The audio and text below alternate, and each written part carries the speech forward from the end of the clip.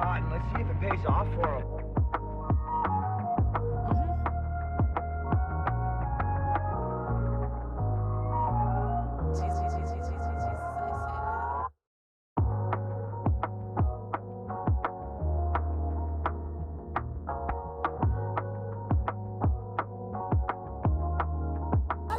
Full of Pepe.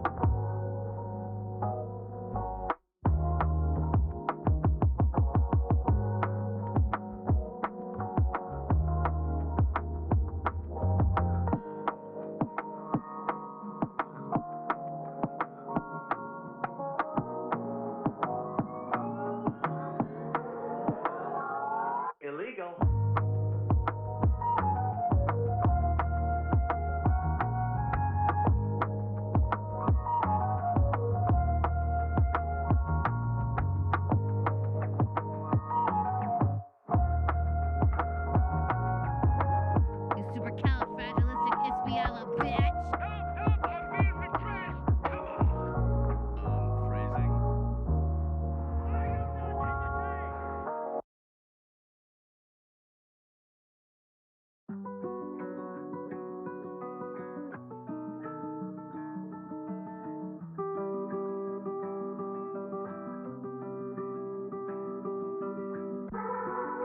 Arguably the greatest work of nonfiction of the 20th century.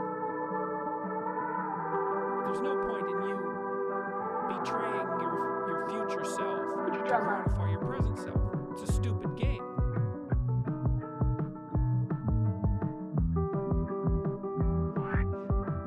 Thanks, Jeff, for the question.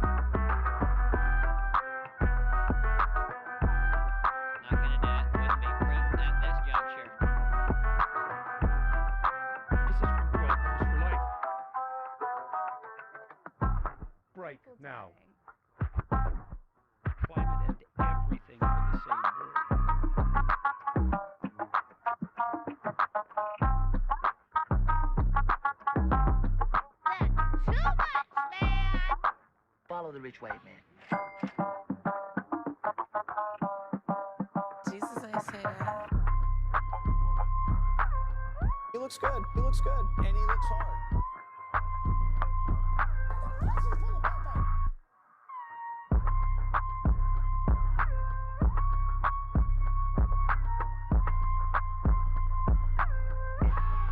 I mean, this woman is dangerous, ladies and gentlemen.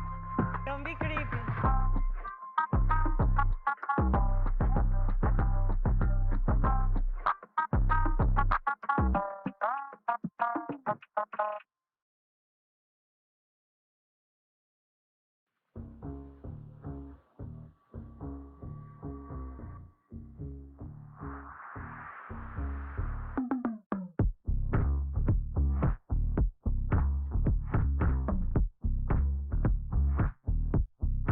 I don't want reality. It's science.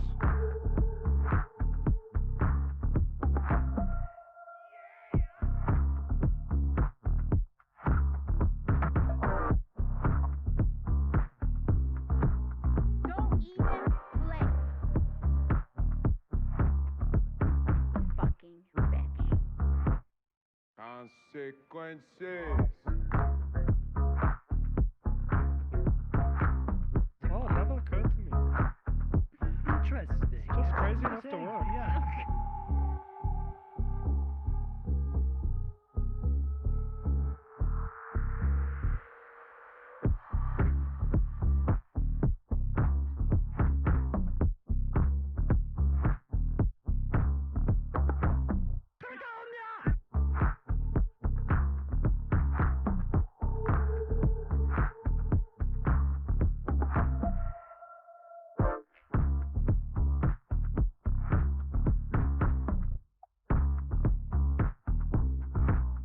Oh, girl, baby girl.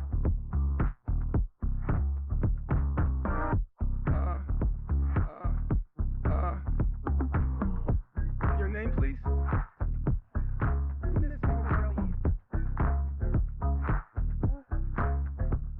Right now. You should be ashamed of yourself for having that thought.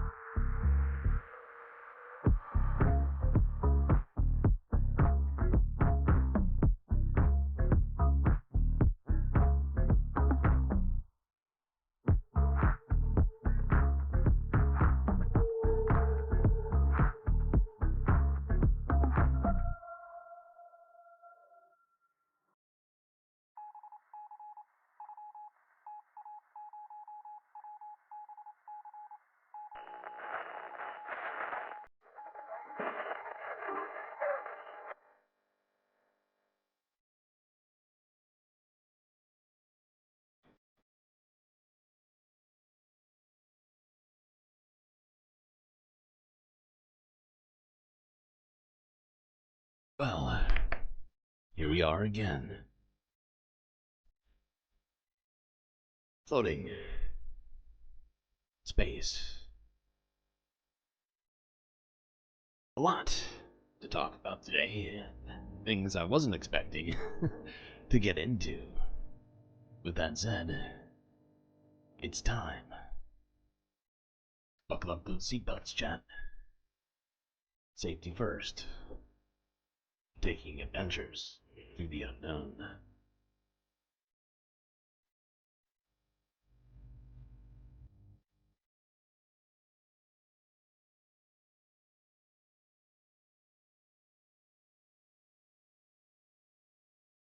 Hold on, I have to fix something on the space station.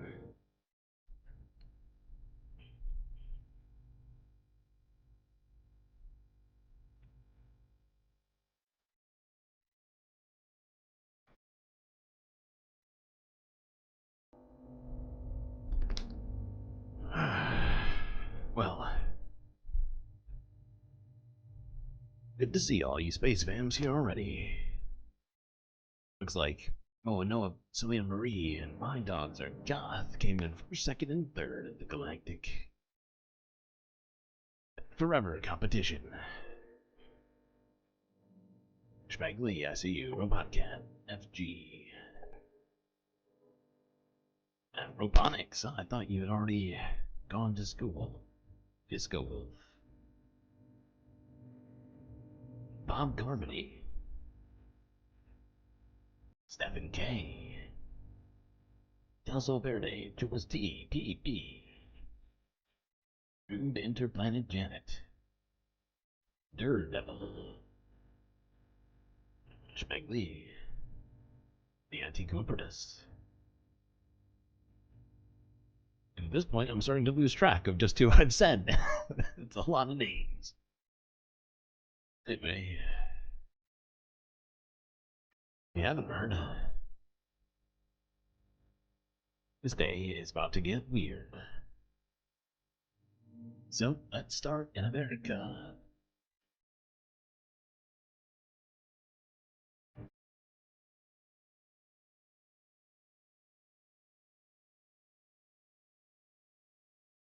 Now to new video released a short time ago from Philadelphia police showing the moments gunmen opened fire hitting a toddler and two teenagers. It happened last night in North Philadelphia. Action News reporter Annie McCormick is live at Philadelphia Police Headquarters. Annie, we now have a good description of the vehicle police are looking for.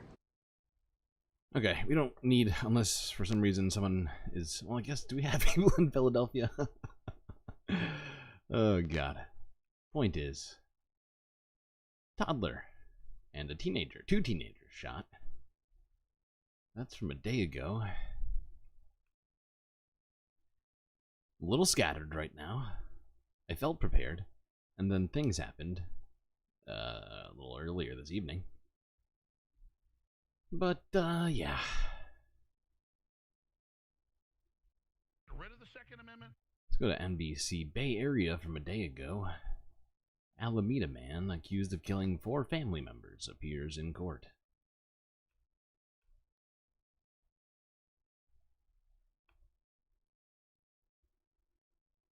I just realized something.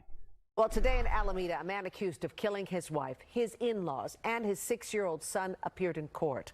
As Shane Parrish Killian hears the charges he faces for the first time, we're learning more about that man. NBC Bay Area's Alyssa Gord joins us live from the courthouse in Oakland. Alyssa, it sounds like a lot of people turned out just to see what happened and to get a look at this man's face. Well, Jessica, a couple people did turn up today, and the co-workers of Killian, both past and present, were among those in the courtroom today. Now, Killian is a Boilermaker welder, and his colleagues showed up to the courtroom and actually stayed here for most of the day today for the chance to see him here and try and make some sense of what he's accused of doing. Just an average day, just joking around, hanging out. Just doing regular work type stuff together. Michael Saxby says he and Shane Parrish Killian are both Boilermaker welders. They'd been working on a crew together for about 3 months at a refinery in Martinez. He did seem like he had like a very sensitive personality or something. It was like little things went wrong and it sort of ticked him off and he just left. Coworkers say Killian, seen here in a photo taken on Wednesday, came to work that day and left midday, saying he wasn't feeling well. Saxby said nothing felt off, but noted this was the 3rd time in 3 months that Killian had walked off the job. I just want. So yeah, he then went home and killed his whole family, apparently. Which is just, ugh, good God. Horrific.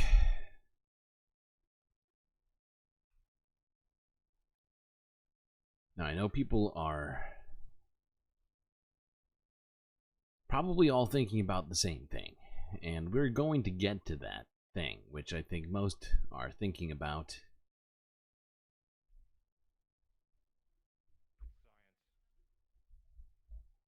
But just wanted to get to the thing is I had everything figured out today, you know, according to how I was gonna look at things and blah blah blah. Now that that has changed. I've tried to work it into the schedule here, even though it's very, what do you call it? Sort of just massive news.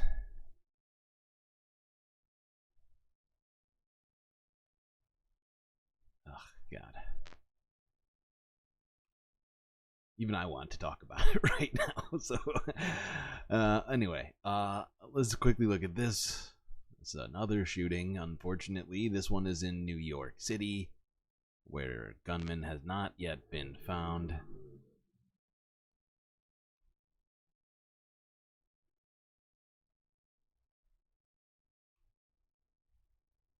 It has been more than 13 hours since a gunman opened fire inside a popular Manhattan park, and there is still no sign of that shooter. A 74-year-old man was killed and another man critically hurt. CBS 2's Lori Bordenero has the latest now on the investigation from the East Village. A surveillance video capturing the moments shots were fired inside Tompkins Square Park just before 10 this morning. You can see people running, including one of the victims who stumbled into this deli begging for help. And he ran from the park over here, collapsed over here, called the ambulance. God. Speaking of shootings today, says Schmeckley, very subtle. Incredibly, just so subtle.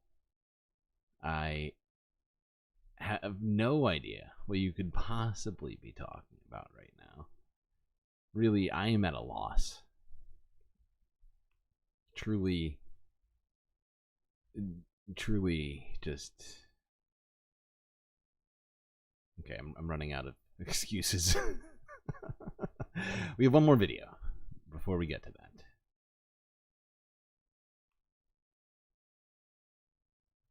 We are going to segue into politics with that video today. Call it a hard segue. This is from one day ago. NBC LA. Court could rethink legal immunity in LAPD deadly shooting.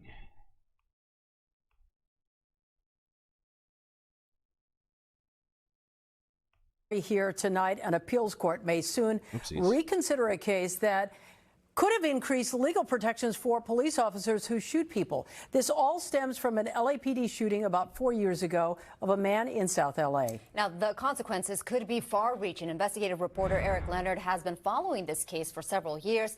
He joins us from the newsroom with an update. Eric. Hi, Annabelle and Colleen. Well, when police shoot people, they're usually shielded from lawsuits by something called qualified immunity, which makes the threshold for someone to bring a civil suit against a police officer pretty high. And the Ninth Circuit Court of Appeals recently made a decision in this LAPD case that could have expanded those protections.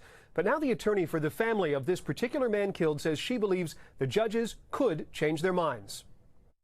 I cannot really assume what happened behind the scenes, but we had very strong arguments in our favor, and I think that judges wanted to reconsider. Civil rights attorney Noreen McCurchian says she's hopeful the Ninth Circuit Court of Appeals will reach a different conclusion when this case is reheard with a larger panel of judges in September. Stay right there! Drop the knife! It centers on this 2020 confrontation between Daniel Hernandez, seen here on police body-worn video, walking into the street after a car crash, and LAPD officer Tony McBride, seen here in social media videos she posted of herself at a shooting range.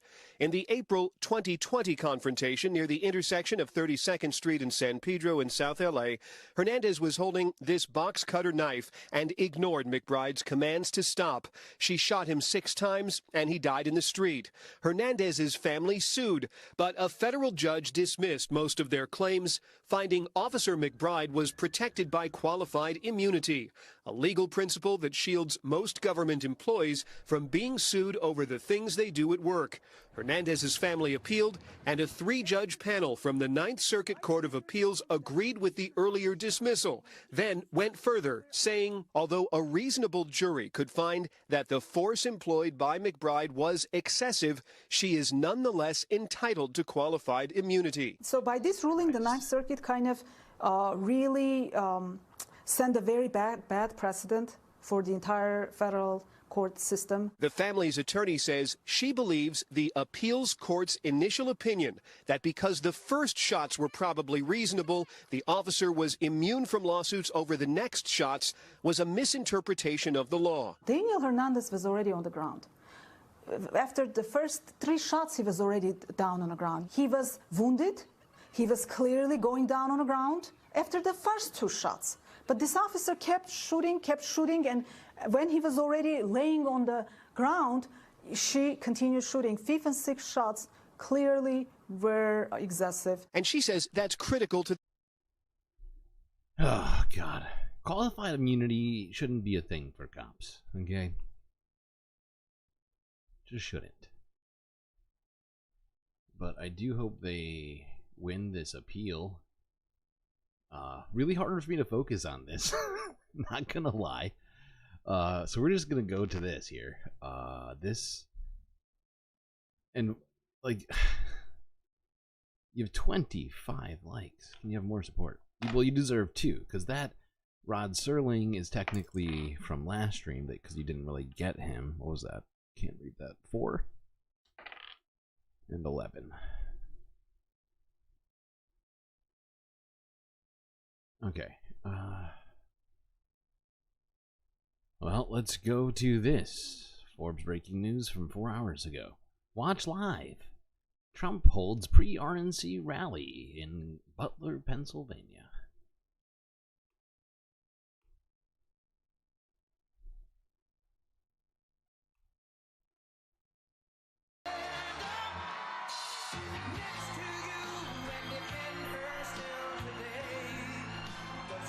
I feel like I'm definitely gonna get copyright struck for this song, so hold on.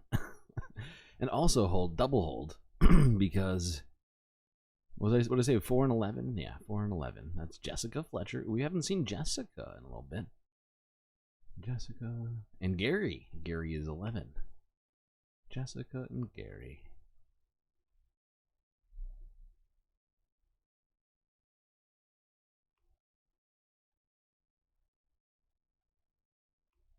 And there we go. Alright, back to this. Wait. Hold on. I think I just gotta go, like, ahead of this song. Otherwise, I'm gonna definitely just get copyright struck for that shit. It's the it's the new national anthem. Is it public domain? I don't even know what that song is. I know I've heard it a bunch of times, and so in my mind that means that it's copyrighted. Spin their cameras and show it, because nobody would believe it. You know, the other day Biden was saying, I got big crowds. Meeting him, he gets big crowds. He doesn't know what a big. And there were like 93 people there. 93, you know what that is? That's where the front row Joes sit, right here, 93. We got more than 93 front row Joes. Hello, Butler, and hello to Pennsylvania. I'm thrilled to be back in this beautiful Commonwealth with thousands of proud, hardworking American patriots, and that's what you are, and we got to bring our country back to health, because our country... Hold on. We're going to go a little bit ahead here. I think it started somewhere here. United since Ronald Reagan, like it is right now. It was united under Ronald Reagan the second time. It was very united, and they said there's never been anything like it. They've never seen a movement Twitch like chat this. is being Make America attacked great again. You know, Joe Biden by talks about Jessica's and MAGA. MAGA means an infinite make number of America Jessicas and great Garys. again, Joe. It means make America great again. That's all we want to do. Jesus Christ. If he was doing the job, I wouldn't even be doing this. I'd be at some beautiful place with a gorgeous Sure. ocean, Mediterranean. Sure, that's the what Atlantic, you'd be doing. maybe the Pacific. Thank you. Thank you.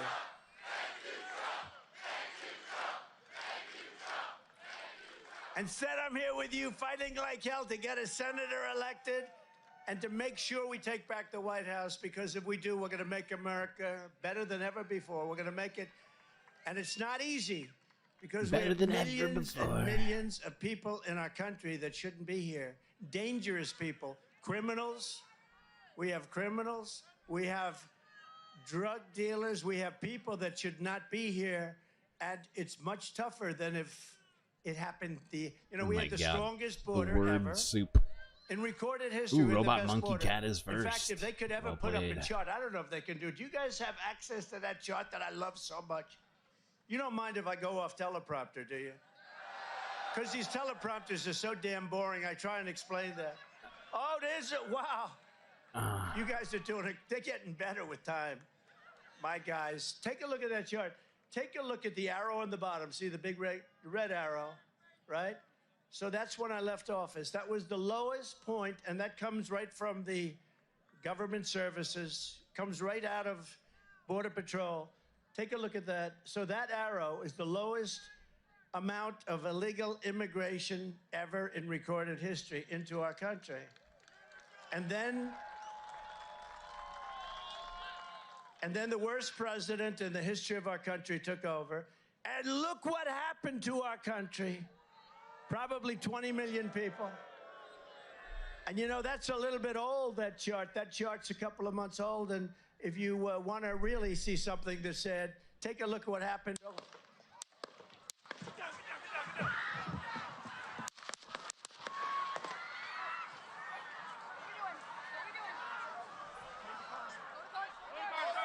And yeah, this is why we're using this video to segue into politics today from American gun violence and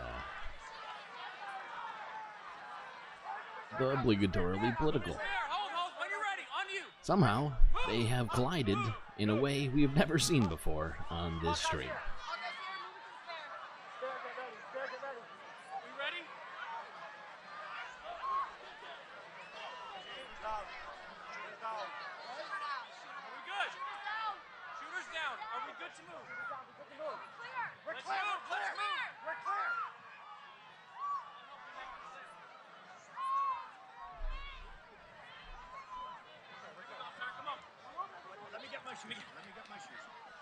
I got you, sir.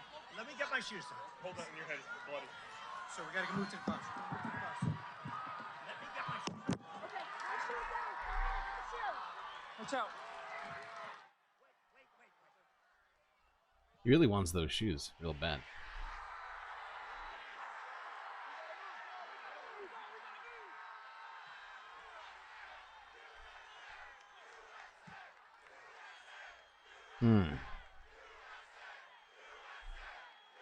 So yeah, this is the news of the day, if you will. Everything else feels like it's taken the back seat in a very short period of time. I had big plans for today, and now I feel like we are going to be taking a pit stop here for a little while.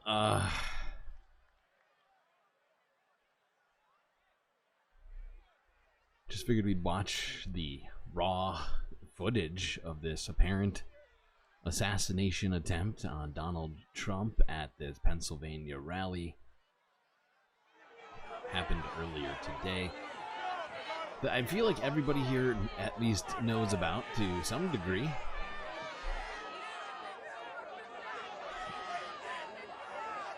And as you can see here, a lot of the Trump fans seem to be blaming, I guess, the media for this. Immediately just flicking off the cameras.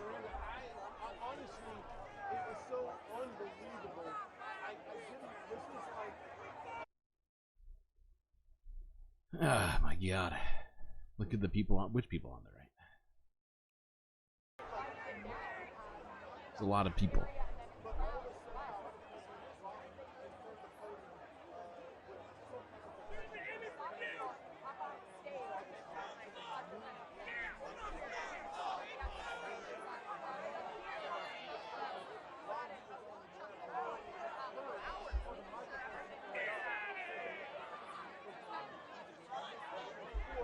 So, according to all the sources I've seen, Donald Trump is fine. There was a spectator who was killed, another one wounded, and I believe the person who was wounded is in the hospital right now. The shooter, the apparent shooter, was killed, who was only 100 yards away from the stage, apparently. But there's more to talk about with this. So let me just move us along. I don't think we need to watch this whole rally here. It's just a bunch of disappointed Trump supporters leaving.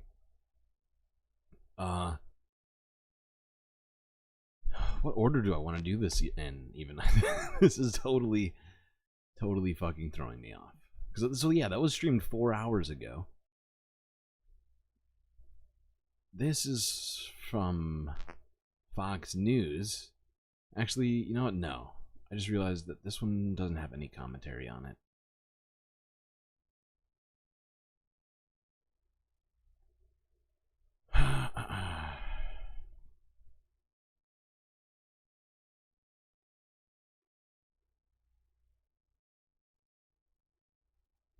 Let's go to this. ABC News from 2 hours ago. Trump rally incident investigated as possible assassination attempt.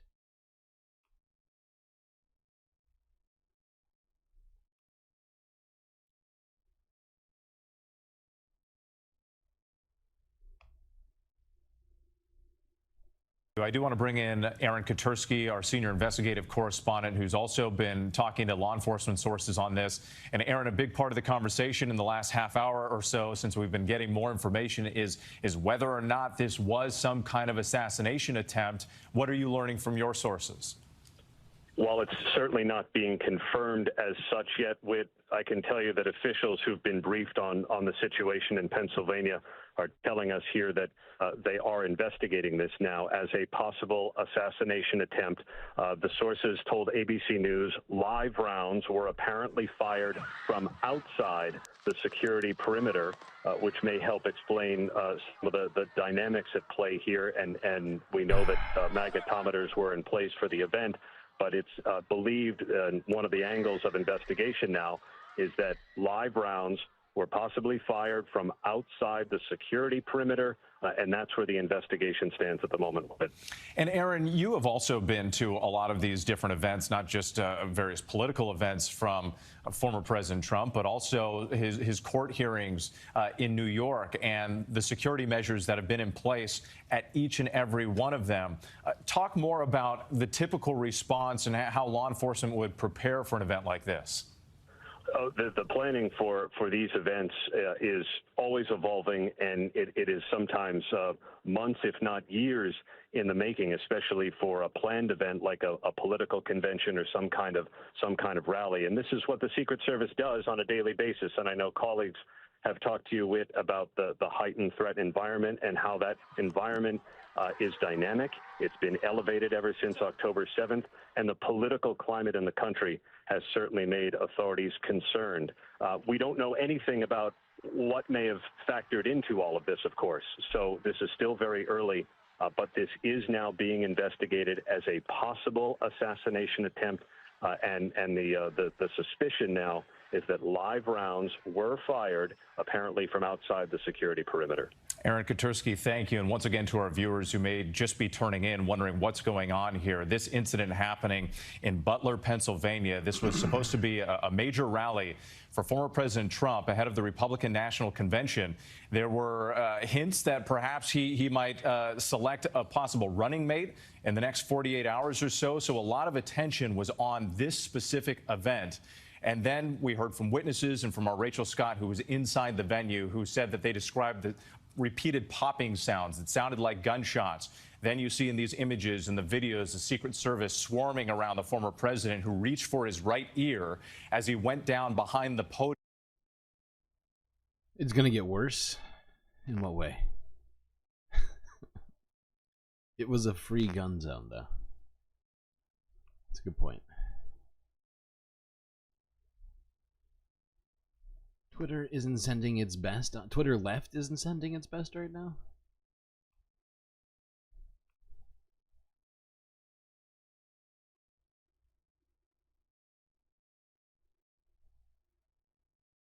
That's what I thought you meant. Let us hope not, but I can understand to some degree where you're coming from with that comment. Genuinely hope that's not going to be the case.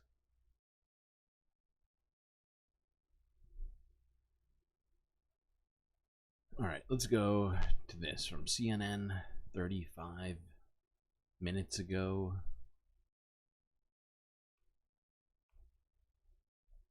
Video captured shooting at Trump rally. Thanks. It is about 9:30 p.m. here on the East Coast. This occurred around 6:15 p.m. in Butler, Pennsylvania.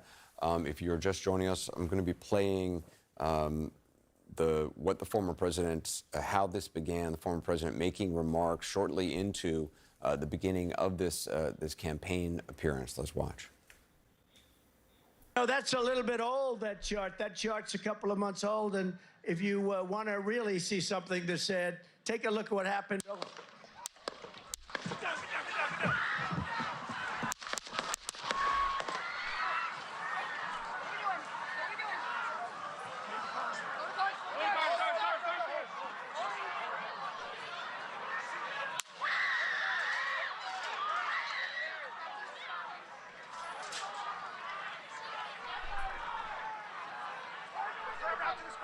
Move it spare. Hold. When you're ready. On you.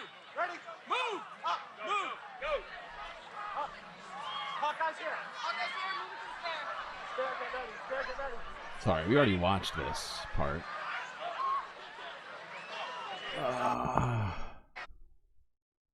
Talking to sources, what's the latest you're hearing?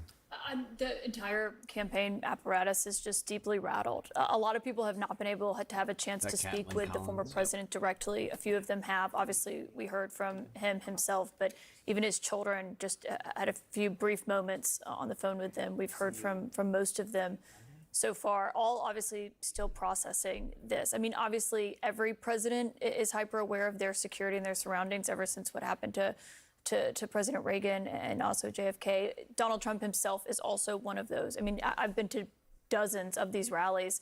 This is outside, obviously, so the security parameter is different, but you go through Secret Service security to go into any rally like this. You go through a magnetometer. You have that instance. I should note what I'm hearing from a lot of them is questions about the security here and what happened and how something like this could happen, because it does seem unthinkable, I think. And the House Oversight Chair, James Comey. You're surprised it didn't run? Yeah, to some degree, I too am surprised. Just put out a statement saying that he has Although reached there's a lot out of to confusion in that Secret Service situation. Director. He's requesting briefings. We are going to see action on Capitol Hill as a result of this, even though we are very much still learning so much of this. But I also spoke with people who were there. I'm not going to say the name of one of the people I was on the phone with just because they had to get off very quickly, so I don't want to disclose their identity. But they were right up there near the front when this happened, and they said you could see Trump react as obviously, as he says now, it was a bullet that grazed his ear. And you can hear. I feel like it'll be interesting to see how, I don't know, like NRA types respond to this. Because, you know, their second favorite thing just almost killed their first favorite thing. The panic in his voice in those first few moments in the audio where he's saying, "Let me get my shoes, let me get my shoes." And then he's whisked off stage. He pumped his fist, as you can see here in this photo right now. I was told that as he was taken down into the motorcade before he was taken to the hospital there in Butler, Pennsylvania, he kind of pumped his fist again and had this defiant kind of stance, you know, reacting in the moment to what happened. He has left the hospital, but a lot of people obviously are still just trying to get in touch with him and to talk to him in the aftermath of this. Yeah, I mean, it is inconceivable that something like this could have happened. I mean, I've covered President Obama, President Trump, candidates, even at outdoor rallies. In fact, especially at outdoor rallies, the kind of security that they would have, the perimeter, not just where people are going, but all the buildings surrounding it. There's a reason that that whole apparatus is supposed to extend even beyond just the rally itself, and it's because of this country's long, dark history with exactly this scenario. Right. I mean, they have counter snipers who are with binoculars scanning all buildings all over. Usually on top of those very buildings. And so, I mean, this is not, unfortunately, as Tim said, not a new scenario for this country. In fact, yeah, it's weird that they didn't have people on buildings only 100 yards away from this event, knowing how they do security usually. But what do I know? Let's go to this next one.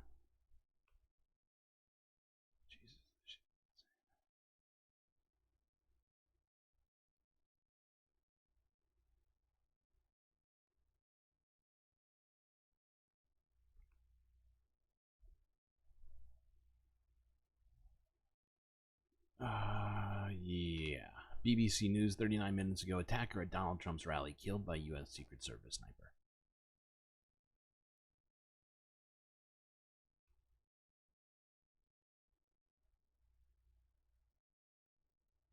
Well, the latest we've got is a full statement now from the Secret Service, and that has confirmed a number of the details we've been reporting on BBC News for the last couple of hours.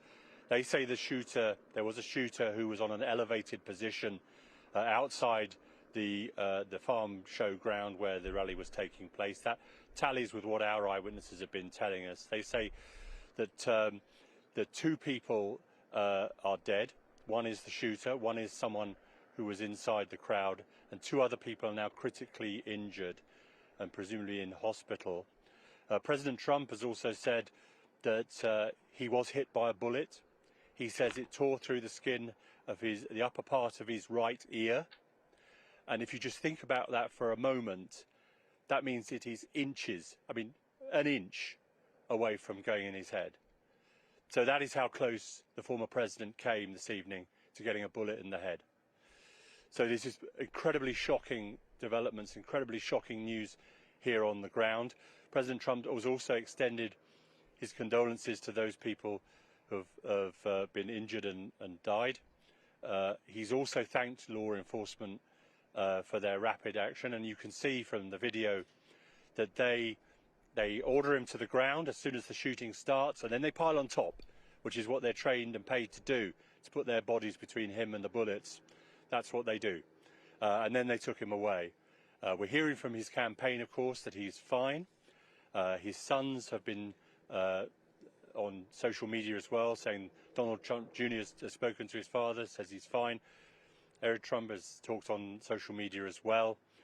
I have to say to you that about half an hour ago, just on the perimeter here, there was an electronic billboard on the back of a truck that had been parked, and it had a picture of Donald Trump's face on it with a target, and it said in terms, Democrats assassinating Donald Trump, trying to assassinate Donald Trump. So that's a pretty shocking development, and it's an indication perhaps of what may be to come in terms of the divisions this may deepen in this country. There is a chance, of course, that this is this kind of thing that will make people stop and think about the political atmosphere and the dialogue in America, but there's a chance that it can make it a whole lot worse. Well, it's been a charged atmosphere for many months and years, really, hasn't it, Gary? Of course, you covered the events of January 6th, and this is something that may have been bubbling under the surface for a long time, just speaking of those kinds of tensions that you've been mentioning. I just want to flash back, though, because you were there outside the events. When you heard those shots, you spoke to people that were obviously inside. Can you just walk us through and kind of help us understand what those moments were like?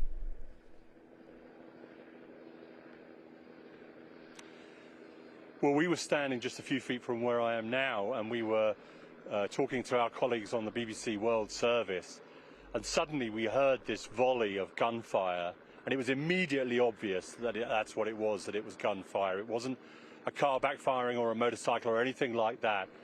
And we got down on the ground as we had no idea where these bullets were going or where they were coming from or who was being shot at. There's no cover here. It's just like fields. There's nowhere to go, really. So we're flat on the dirt. And then people started streaming out of there. You heard screaming happening. And we started to speak to people as they came out, and we spoke to a number of people. Some were very emotional, some were very angry. One guy, in fact, here on BBC News tried to stop us telling you what was happening, telling the world what was happening, and we had to try and... Oh, God. This thing is stressing me out. But one thing that I think may be a downstream effect of this,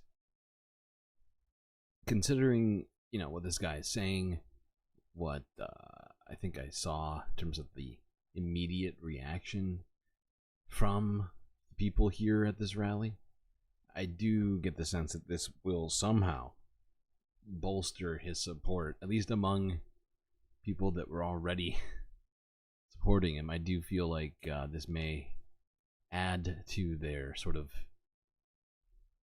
what do you call it? victim mentality, perhaps rightly so for the first time. But still, yeah, I don't know. It's just, God, this is not what I was expecting to deal with in any way today, and it is just wild that we are talking about this right now. I mean, we talk about gun violence like all the time. We know that America has a serious problem with guns. You need more emotional support. Oh my God. I'm sorry. I totally forgot about that. Who's that? 5. Who's 5? 5.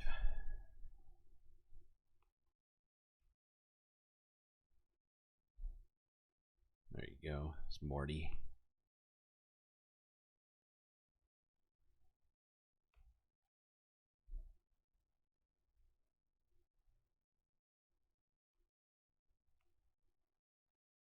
To him live on air that this is what we do. This is what we try and do. We try and explain the world to people in the best way we possibly can. We had another eyewitness who said that he had been just outside the perimeter, and he'd come down after a party with some friends to listen to the rally. They didn't have tickets or anything, and he'd seen a guy climbing onto this single-story building, which is to the right of the stage as Donald Trump was on it. It has a white roof, and he said he saw this guy climb onto this roof with a rifle and tried to point this out to the security services, Secret Service, the police. He said he was doing this for a couple of minutes or so. He wasn't absolutely sure about timings, but he thought this was happening about 5 or 7 minutes into the speech. And then a few minutes later, the shooting started. And in very graphic terms, he told us about how he'd seen the man on the roof with the rifle, how he'd seen him shot or neutralized, as the security service like to call it here. So it all happened incredibly quickly, and you can hear on that video, you can hear there are kind of 2 bursts. Hold on. Let me see something here. Okay, they don't have any other footage. Sorry. Yeah, we're gonna go on to this.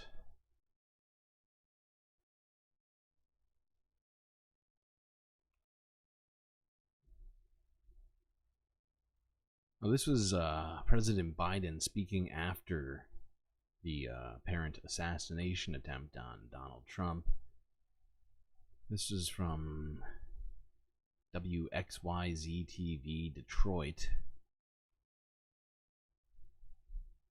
I guess he must have been in Detroit when this happened. Thanks for coming, folks.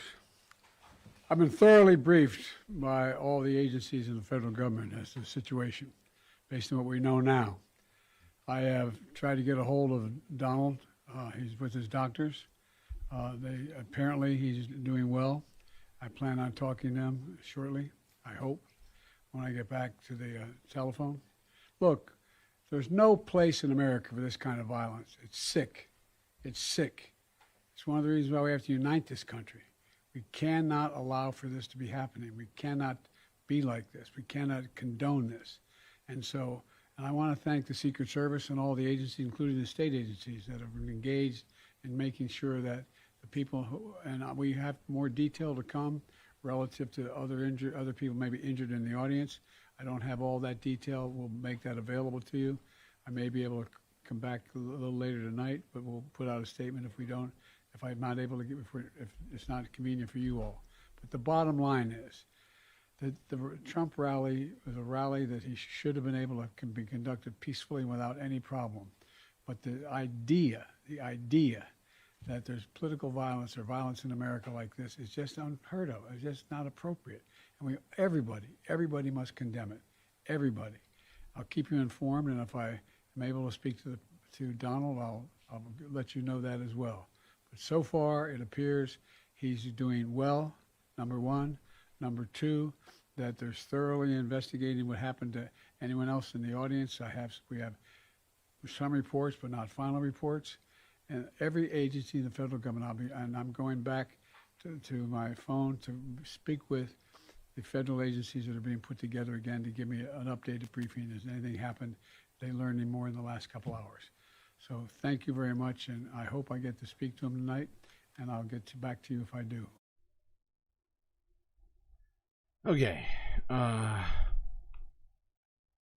Now, I've seen a number of things since this all began.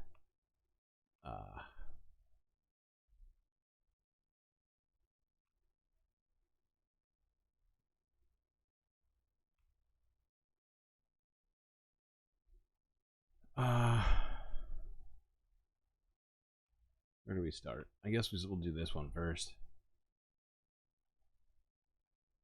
But I also, where's this other? I might as well just get this set up. Where did I put it? Huh?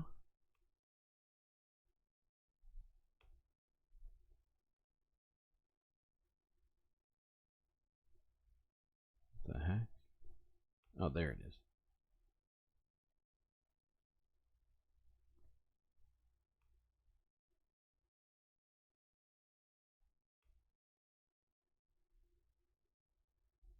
Okay.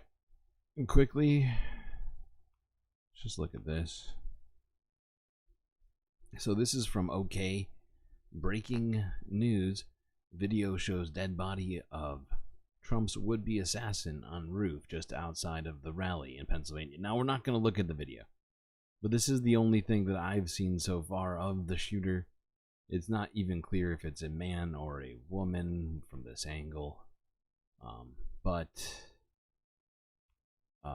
Hold on. Let's go to this to see the Zittersphere reaction since this happened.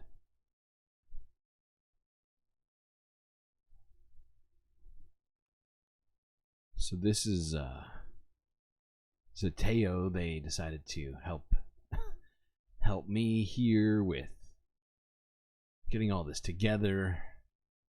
So Ryan Savadra, assuming Trump is okay, he just won the election today. Matt Walsh, Trump is going to win in a landslide. They can't even cheat their way out. If he can stay alive, that is. Elon Musk, I fully endorse President Trump and hope for his rapid recovery. Benny Johnson, by the way, this photo is everywhere now. Like literally everywhere. They impeached him. They indicted him. They tried to lock him up. And now they tried to assassinate him. I did everything right and they indicted me. But this is a serious theme here. You know, and this is what I'm talking about. In terms of my concerns for how this may or may not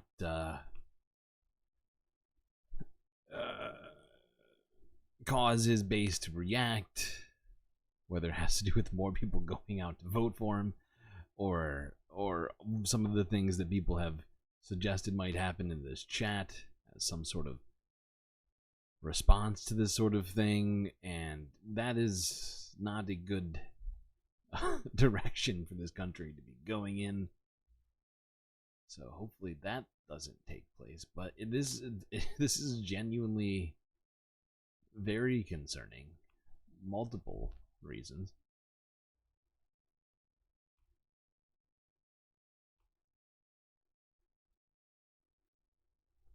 President Van Gogh. Oh, man. Is that an ear joke?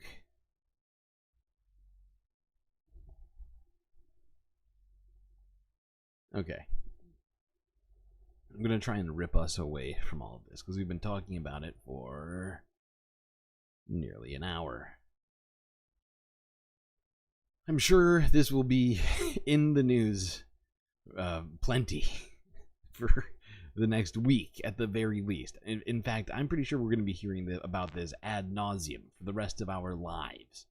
So yeah, let's not overdo it on the first day. Okay, let's talk about the rest of the political landscape real quick.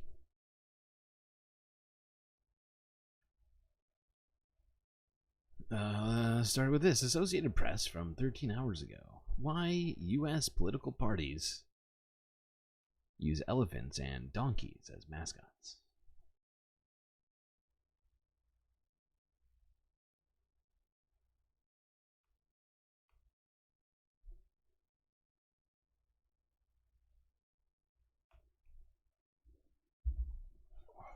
For almost 2 centuries, the Republican elephant and the Democratic donkey have prevailed as mascots of the 2 major political parties in the United States. They're seen on buttons, hats, and even in live action with former presidents. But how do we end up with these symbols in the first place? Historians often point to Thomas Nast, a famous cartoonist during the Civil War era. John Greenspan and Lisa Kathleen Grady are curators at the Smithsonian's American History Museum. Well, the donkey is the older one, originally associated with Andrew Jackson, and they got pretty easily from Jackson to jackass to donkey. Most Americans in a rural nation were familiar with donkeys, and it was an easy reference. The Republican elephant also stomped into popularity in another political cartoon by Nast, poking fun at the party. He draws a panicky elephant sort of stumbling through the planks of its platform. So the elephant is a large creature. It's usually titled the Republican vote, meaning the Republican vote is huge, but the creature itself can be panicky and easy to startle and charge. And so you see the elephant used a lot that way. But what's really important about both the donkey and the elephant is that they're insults from a time when partisanship is really high and there's a lot of antagonism between the parties. These are not cuddly symbols. These are insults and jibes at parties that seem like they're on the brink of disaster. As partisanship declined after the Civil War. Okay. Really, I feel thrown off by all of this right now. I'm trying to keep it together, but assassination attempt was not something I was expecting to, especially an American one. That was not on my list for this week, this weekend, or in fact, for the rest of the year, at least. I don't know. Didn't really seem like it was on the list of things.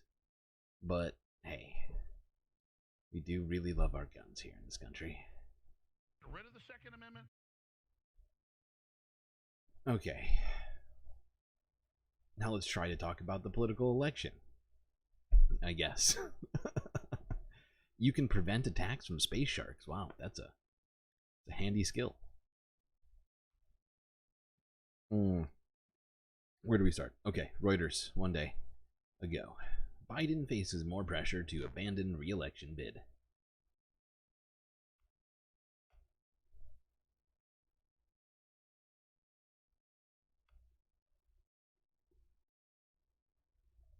U.S. President Joe Biden faced more calls from fellow Democrats to abandon his re-election bid on Friday, following a high-stakes news conference. It's not going to happen. Biden reiterated he would not step aside at Thursday's event, during which he delivered detailed assessments of global issues, but also committed some verbal slip-ups. I wouldn't have picked Vice President Trump to be vice president, but I think she was not qualified to be president. Some Democrats were not reassured. Representative Mike Levin from California confronted Biden directly during a virtual meeting on Friday and told him it was time for someone else to lead, according to a report from Politico citing 2 sources. Democratic Representative Jim Himes of Connecticut called on the president to end his campaign once the news conference ended. Hakeem Jeffries, the Democratic leader in the House of Representatives, said he met with Biden Thursday night to convey the range of thoughts held by the 213 Democrats in his chamber about Biden's candidacy. He did not say whether he personally thought Biden should stay in the race. While many lawmakers have expressed unease with Biden's continued candidacy, others are standing by him. Influential Democratic Representative James Clyburn of South Carolina reiterated his support for Biden Friday morning, saying he was, quote, all in. Meanwhile, Democratic donors are trying to determine whether Biden is their best bet to defeat Republican Donald Trump in the November 5th election. 2 Democratic fundraisers told Reuters they were encouraged by the press conference, one of whom said, quote, this is the person who can beat Trump. The mistakes are baked in, and the upside is strong. So yeah, it's a very mixed opinion going on, and Congress right now amongst Democrats as to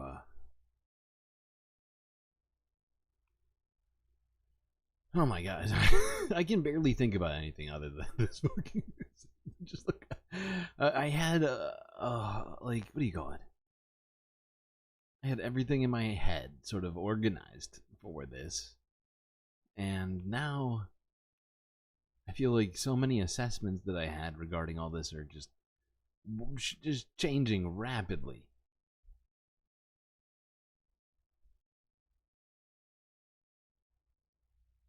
Oh my god.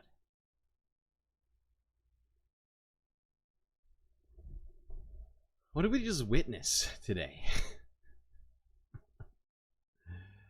What did we just witness today? You had the show all planned out in my head, in your head. Yeah, I did. That's what I do every day because I'm just woefully bad at both doing all this stuff and taking notes at the same time. So just keep track of it.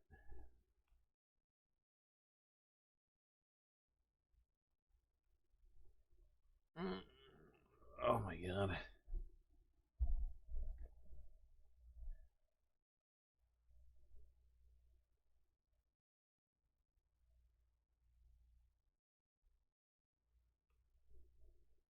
Alright, let's go to this one.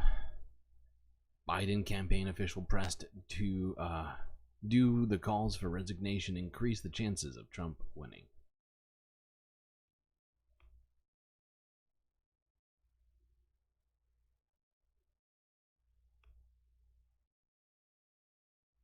Make it happen. Awesome. Go ahead, Z. Thanks, Mike. In your topper there, you appealed to Democrats to unite behind the president against Donald Trump, except you're seeing more defections, including some more this morning. And last time before he took off, I believe it was 18 House Democrats, and maybe more now. Does the president believe that every House Democrat or or Senate Democrat or celebrity that is defecting from his campaign is making it more likely that Donald Trump wins in November? Well, listen, I think, again, it's important to reiterate the facts, right? Which is what the president has said repeatedly. He is in this race to win it. He is the Democratic nominee, and we are going to defeat Donald Trump in November because Democrats are going to be united in taking on the threat posed by Donald Trump in the Project 2025 agenda. Democratic voters understand that. That's why you've seen throughout the polling after the debate, there's been no fundamental shift in this race. This is going to be a very close, competitive race. That is what the Marist poll has showed. That's what all the polling has showed. So yeah, not shockingly, and I don't know why Corinne Jean-Pierre is in this picture. Seems strange. That was not Corinne Jean-Pierre. But what was I saying?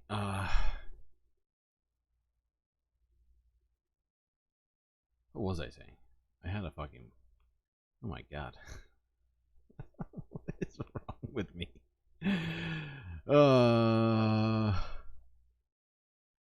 I feel like I just have this sort of... Like... Oh, what do you... Like there's like a cloud in my brain labeled... near Trump assassination attempt. It's just sort of raining on all of my thoughts, and I can't think of anything else but that having happened. I'm still just kind of in shock, I think, like thinking, okay, that was literally, I don't know, what, like an inch away from completely changing all of these conversations so much that, I don't know, just skip half of these fucking videos today. I mean, good God. What was I saying? Oh, right. I'm not shocked to hear one of the Biden officials continuing to use the same sort of lines that they have been the whole time. But it's quite the narrative leading into the convention for the Republicans. Yeah, really is. It truly is like It's fucked up to say, but it's almost like a gift to them. It's happening, what, Monday, I think? I think the RNC happens Monday, or starts Monday. And that's all we're going to hear about. I can almost guarantee it.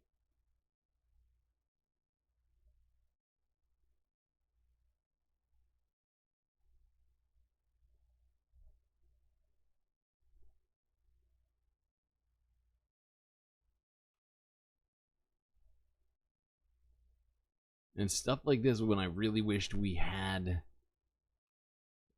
a narrative that actually spoke to people and not just the same narrative from 2020 that Donald Trump is bad. We know.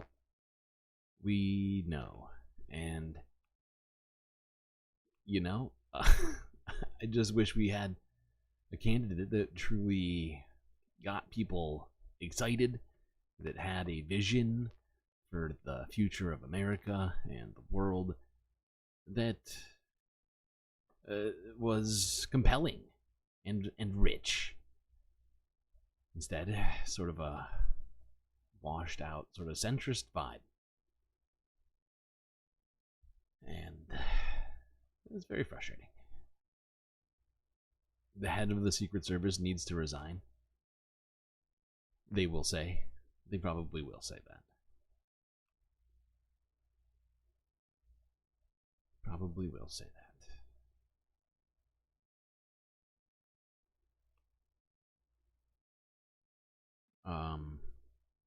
Wait, I just realized I'm on Top Chat.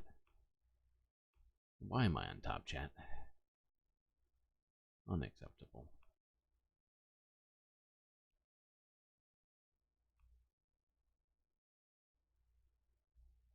A Reagan soundbite goes hard? What Reagan soundbite? Just any Reagan soundbite? Alright, let's look at this. Vice President Kamala Harris came out and gave a press conference earlier today. This is Forbes breaking news from 4 hours ago, where she warned of Project 2025.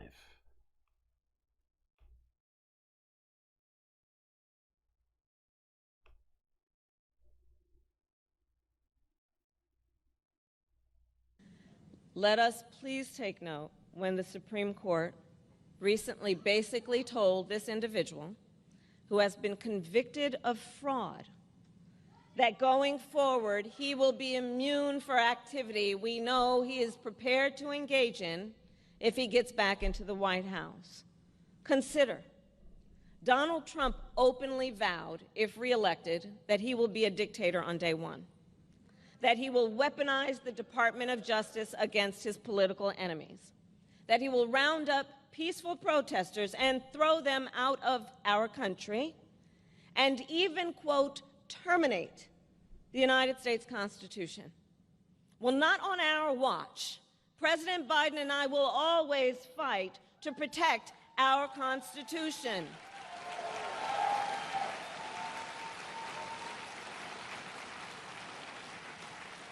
And Trump's advisors have created a 900-page blueprint of their agenda for a second term.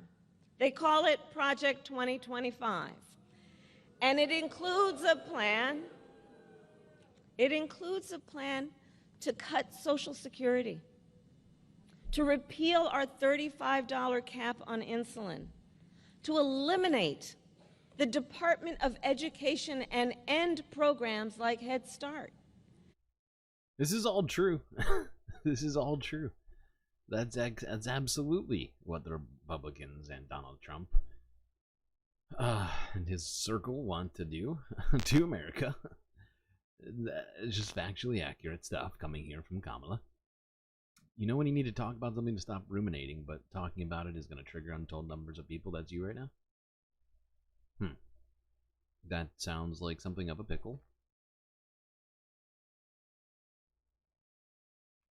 But, I support you, whatever you decide to do, whether or not you want to illuminate us on what you're referring to or not.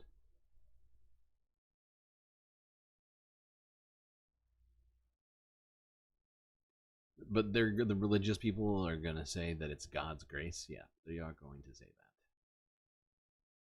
That's almost. I feel like they're already saying it. I was trying to listen in, but just couldn't stand watching live.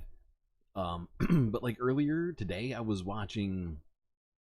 Like after this came out, I was like, okay, what the hell are the Republicans saying right now? So I started looking for like Fox News and like the other sorts of right-wing ghouls, things like people like Charlie Kirk and who else? Megyn Kelly had like 200,000 people watching her live. It was fucking insane. And it was just the chat was just wild. Everybody praising God for there was literally just non-stop chats saying that that basically God saved him. So it's already happening. Yeah. You're right on with that.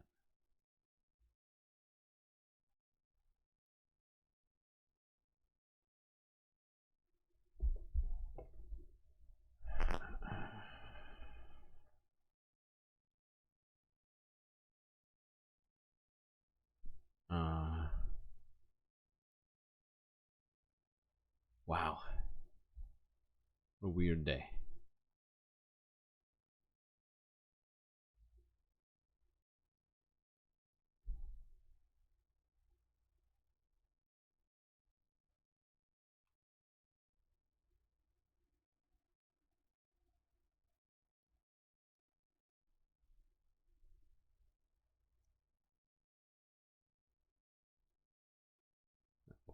I'm sorry to hear about that, Luna Rose. That is a frustrating situation. I'm glad that you are okay. At least it seems like you're okay to some degree, but I can... God, I can see how that's probably very traumatic.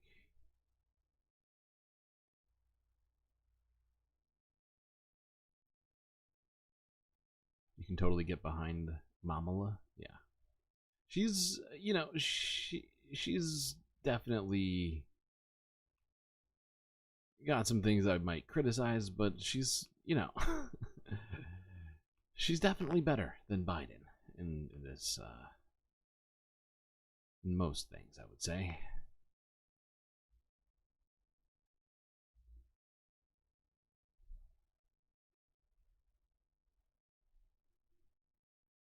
By the way, I'm just going to say this because I feel like at some point it might come up later. I just don't want it to become a thing. I don't know. But the fact is that, and I think a lot of Americans are probably unaware of this,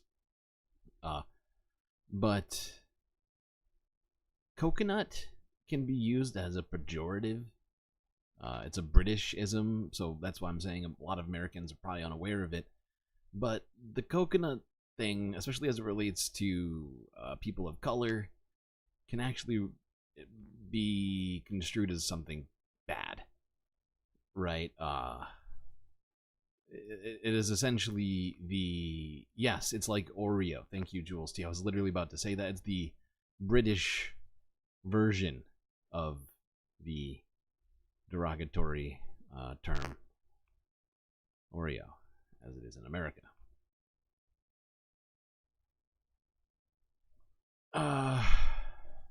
The fact is, I think most people in America have no idea about that, so they're doing it completely innocently, but I just don't want to see anybody get into anything weird over that in the future. And since this is a safe space, I figured we would just talk about it now.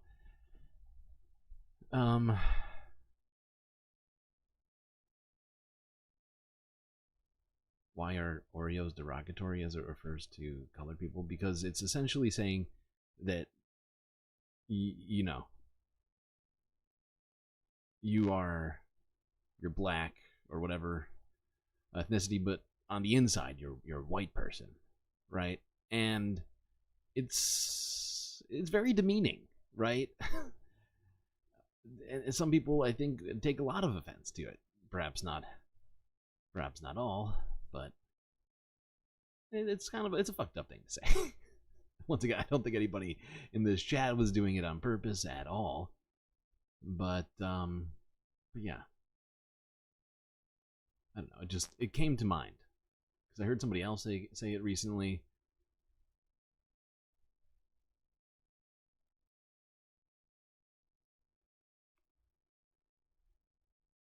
Okay. How far am I in right now? Hour and 15 minutes.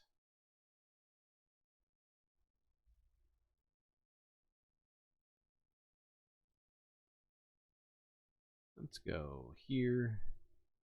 So we're going to leave American politics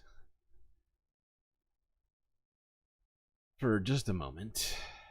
Well, actually, we're not. I take it back. We're going to keep talking about it. But we're going to go to north of American politics in Canada, where Doug Ford is weighing in on the battle to keep his cell phone records a secret. Now, if you haven't heard, Doug Ford has a personal cell phone that he's been using for official business. Very similar to, I would say, like, what was it, the server? The private email servers type of deal.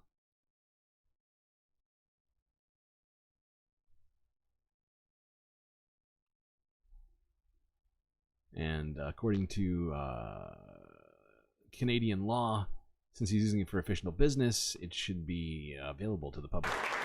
It's become habit for a premier who likes to get personal. Get your cell phones out, because I'm going to give you my cell number. Nearly every time Premier Doug Ford addresses a big crowd, he hands out his personal cell phone number. Anything you need, just reach out to me. Even using that private cell phone to speak to frontline LCBO employees during the week-long strike. And even the head of the union hasn't talked to as many workers as I have on the phone, because that's what I've heard. I've been on that phone non-stop with them. But the use of his personal device has been the subject of controversy because the public has little insight into who has direct access and influence over the Premier of Ontario. Any device that the Premier is using to communicate with, and the records, phone logs, texts, emails, etc., is a government record and covered by the Freedom of Information Law and has to be disclosed if requested. For more than a year now, Global News has been locked in a transparency battle with the Ford government over access to the Premier's call logs. The government has admitted that the Premier uses that device for official government business, meaning it's subject to provincial disclosure laws. But now, the Premier's personal lawyers are getting involved in the fight to shield his logs from the public, as Ford claims that everyone who calls him has the right to privacy. Those are confidential conversations. I help people about their health, about other personal issues they're facing, and they do not want that out in the public. That's sacred. But when the Premier recently handed out... What was loud? Was there something that was loud? I missed whatever it was. Did someone pop a can? Oh. Yes, I did. Yes, I needed tea, and hydration, and caffeine in order to keep me going. So yeah, it does seem to me like his phone records are probably public information. That's just what it sounds like to me, since he's using it for official business.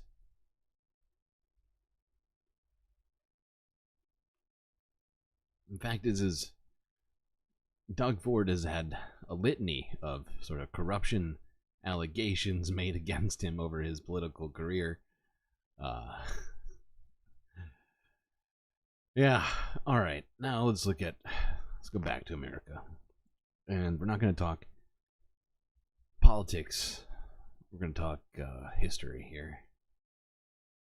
This is from a day ago, Associated Press. First victim of the 1921 Tulsa massacre identified.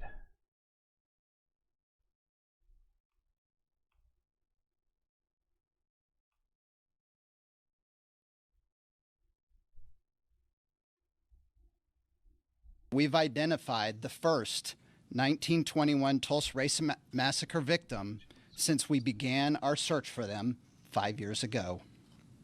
C.L. Daniel was a veteran who served our country in World War I, who was killed in the 1921 Tulsa Race Massacre, and whose family did not know where he had been buried for the last 103 years until this week.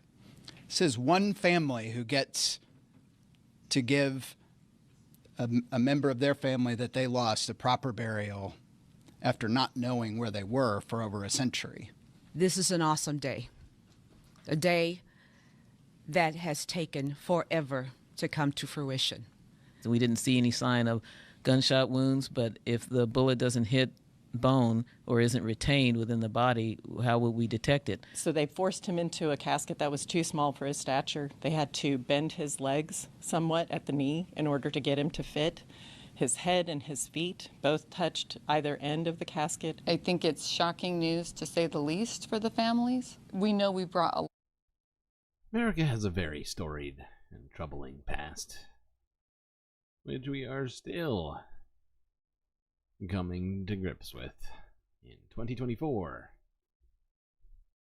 A lot of stuff. You wonder how many other massacres happened before that? Good question. And also, I guess it depends on how you want to define massacre. I feel like to some degree you could almost, you know, you could call all of the slave times as a massacre if you wanted to, considering just like a sort of perpetual one.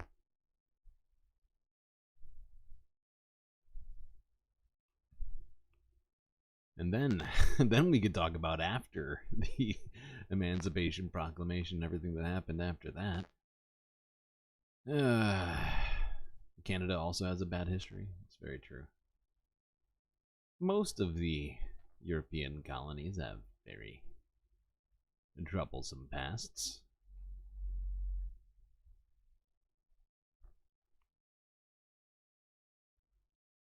Let's talk some more about America's troubling past here. This is from King 5 Seattle from 20 hours ago, where apparently the statue of a young girl who survived the bombing of Hiroshima has now gone missing from a Seattle park.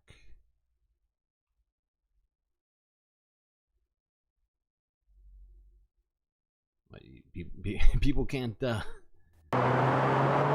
statue handle of history, Sadako huh? Sasaki stood in Peace Park for decades, until Friday morning, when it was discovered someone stole the statue, cutting it at her ankles. Oh, I just wanted to cry. Colleen Kinsley Love with the Quaker University Friends meeting is hoping to find it. Maybe these people thought...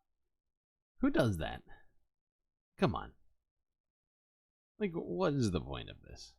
Such a senseless act. You know, hey, nobody cares about this statue. They're so wrong. The 5-foot life-size bronze statue of Sadako is a symbol of peace. She's a Japanese girl who was 2 years old when she survived the atom bomb in Hiroshima. But because of the radiation from the bomb, Sadako developed leukemia and died 10 years later. In 1990, Sadako's statue was placed in its permanent home.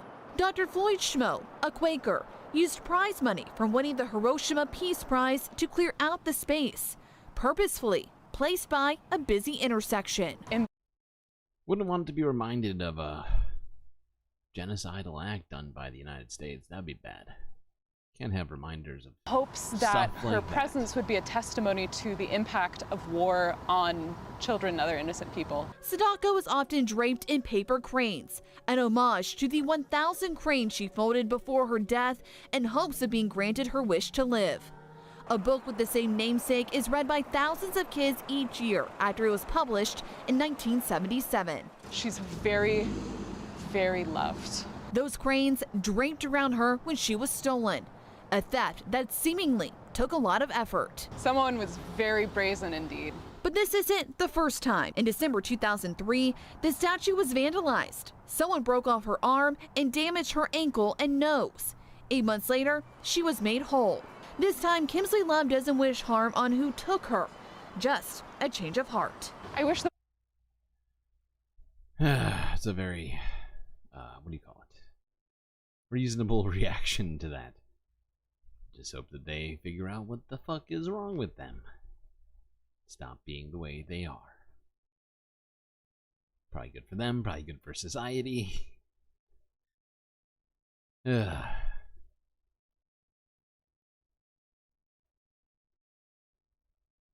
yeah, there's no clear answer as to why this happened.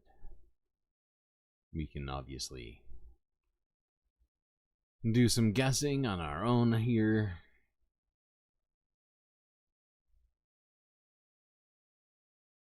Alright. Let's look at this troublesome video. CBS New York from a day ago, where apparently, according to them, an 18-year-old boy, or man, I guess, is accused in a plot to destroy a PSENG substation, which I believe is a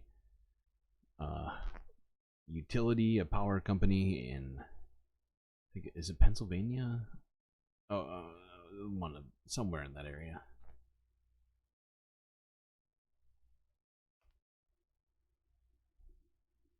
An 18-year-old is accused in a plot to destroy a PSENG power plant in New Jersey. Federal prosecutors say Andrew Taxistov of East Brunswick was arrested Wednesday at Newark Airport as he was on his way to Ukraine to join the Russian Volunteer Corps. Authorities say the suspect recruited an undercover agent online and then traveled to 2 different electrical substations in North Brunswick and also New Brunswick.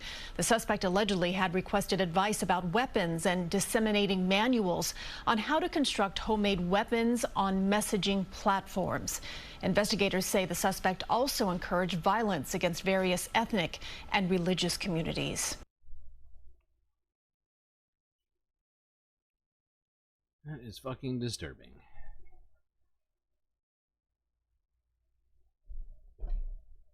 Ugh.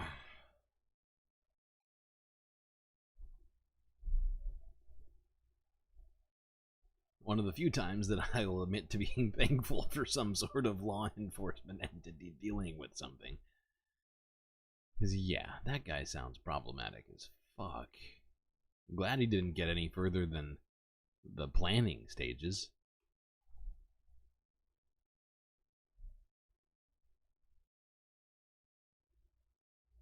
Ah, good God. What kind of world are we living in today, exactly? I'm straight up losing it right now. Okay, I'm fine. Let's keep going. NBC Bay Area from a day ago. Talk about homeless people. A court is apparently stopping Oakland from clearing the unhoused. Let's find out why. Well, people living in an Oakland homeless encampment are now hoping that the courts will prevent the city from clearing them out. The camp, whose residents say they're all battling significant health issues, filed a lawsuit alleging discrimination after the city tried to clear that encampment this week. Here's NBC Bay Area's Valina Jones.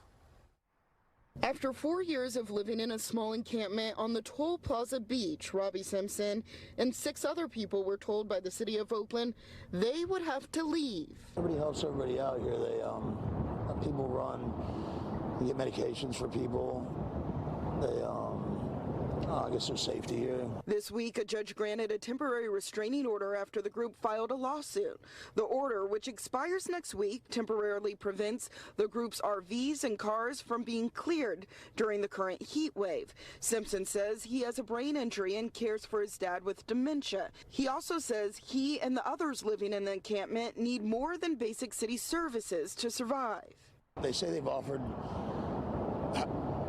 resources and stuff, but they've come out here with like some lunches or something. Michael Perillo claims the city hasn't offered them adequate resources to address the needs of the unhoused community. A community, he says, is largely living with disabilities and medical issues. Come out and offered us things, but nobody's ever received anything for it, so it's pretty much an empty promises. Some people say that there is places to go to, and other people say there isn't. The group's attorney claims the city informed them it does not have the ability to accommodate the group's needs, including care for individuals living with HIV/AIDS, PTSD, and dementia. But Andrea Henson argues disability laws require them to. They should not be placed in a position worse off or that will expose them to immediate and irreparable harm than what they're facing right now. There's really no reason, there's no imminent reason or danger to move these individuals. And so that's what we're fighting for, is that the city follow their policies. Henson claims the city only reached out with the potential of more significant resources after their lawsuit, and that nothing has been approved. Oh, so nothing's been done. Just a bunch of words said. Meanwhile, these people are being forced to live in just terrible conditions, not knowing whether or not they'll even be able to stay in those conditions. Because the, you know, I mean, like, the law is supposed to be, you know, preventative of bad things, but right now it seems like it's just being used over and over again to make just existing without the adequate amount of money that society deems you need as being illegal. And it just seems like every single municipality that we talk about as it relates to the homeless issue is just rejoicing this fucking horrific ruling by the Supreme Court from 2 weeks ago, and are doing everything in their power to enact things along those lines of just expelling homelessness, which is just people without houses. As we've talked about before, there's a simple solution, and it's in the word: homes. Good God. What has our society come to?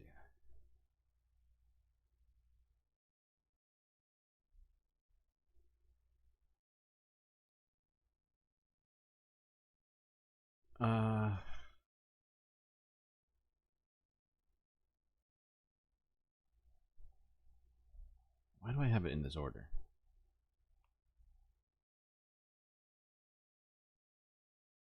Whatever.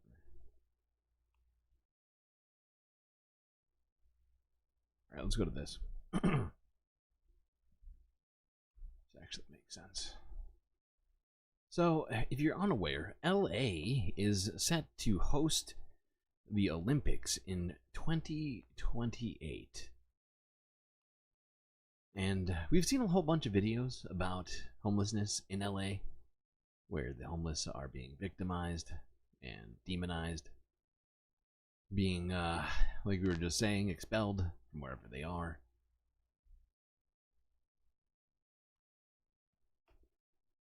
Well, guess what?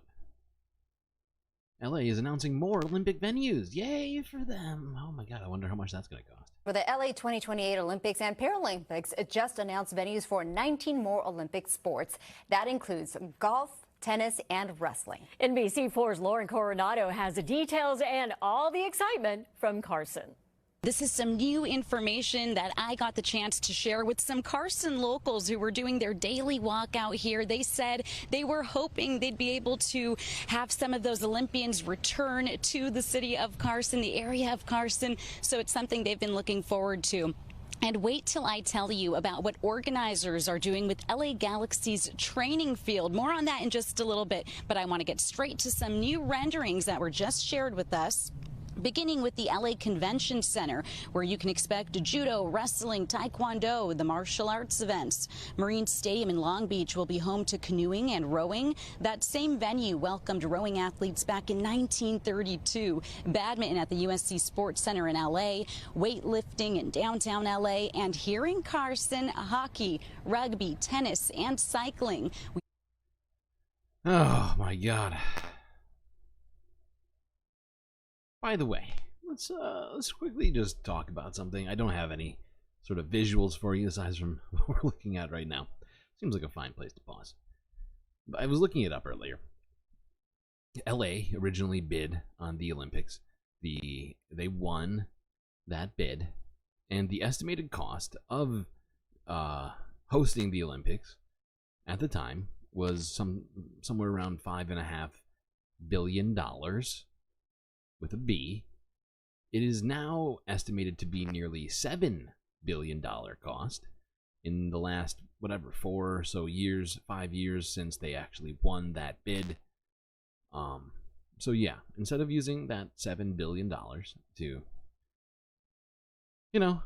deal with the housing crisis or poverty or services for people in the LA area, they are going to use that money to host the Olympics.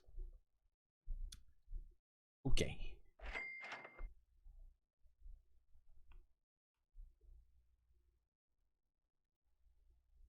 I wonder what you could do with $7 billion for homeless people.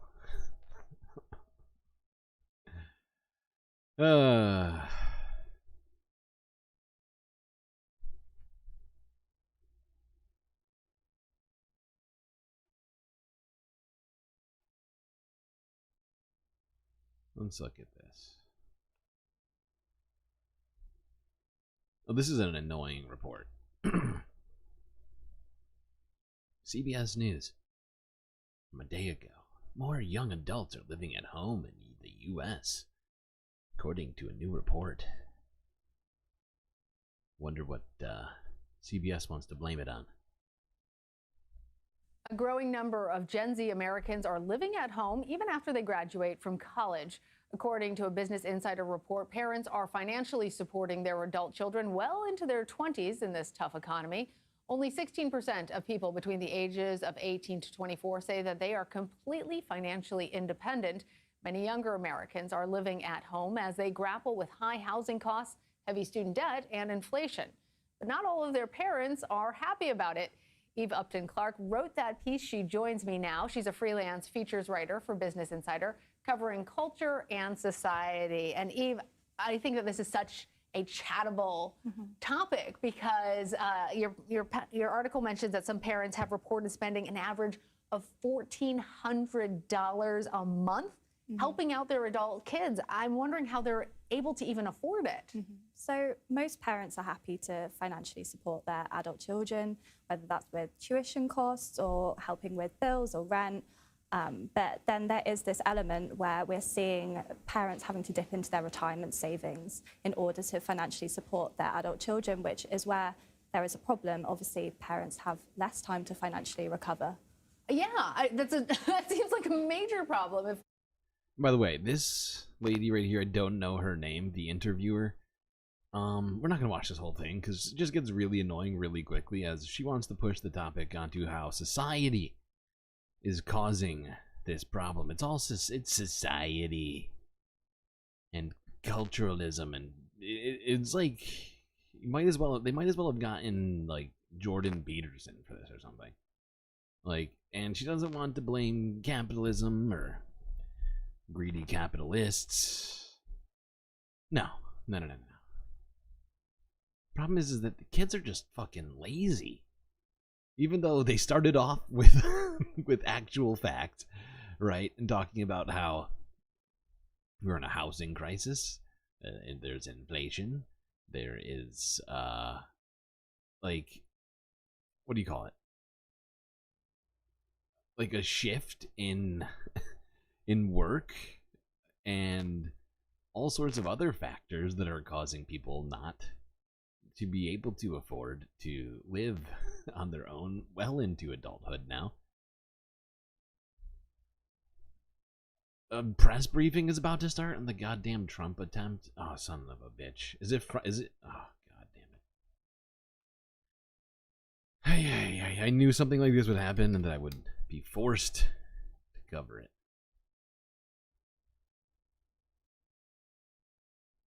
Your rent went up to $100 in 6 months. Yeah. See?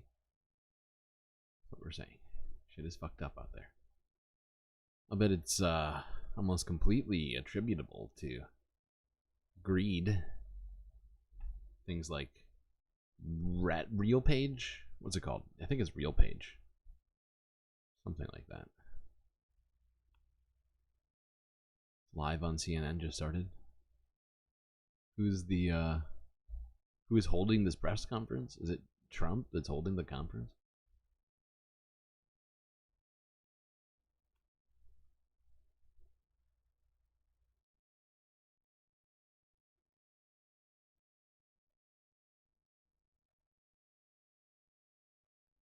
I'm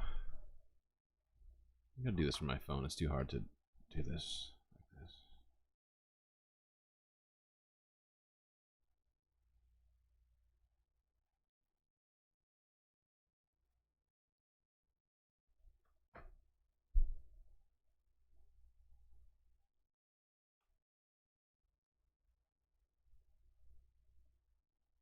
Is the Butler local government and the FBI?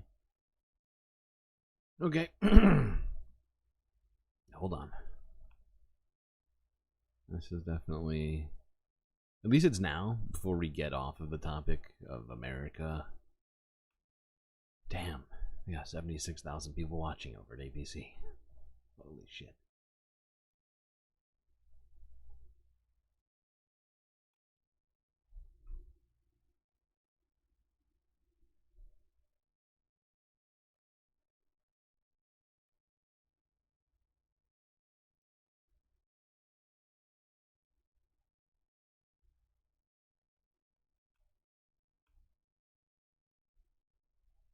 Is it gonna load?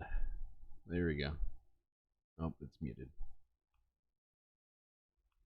My name is Colonel Chris Paris, P-A-R-I-S, Commissioner of Pennsylvania State Police. I would just like to say that the state police have been in regular contact with the governor's office, and the full support and assets of the entire agency are behind the FBI and our other federal and municipal partners to assist with this investigation. The thoughts and prayers of the Pennsylvania State Police are likewise with the victims of this terrible act. We are prepared to support this investigation in any way, shape, or form, and we stand ready to participate in a full, fair, and competent and thorough investigation.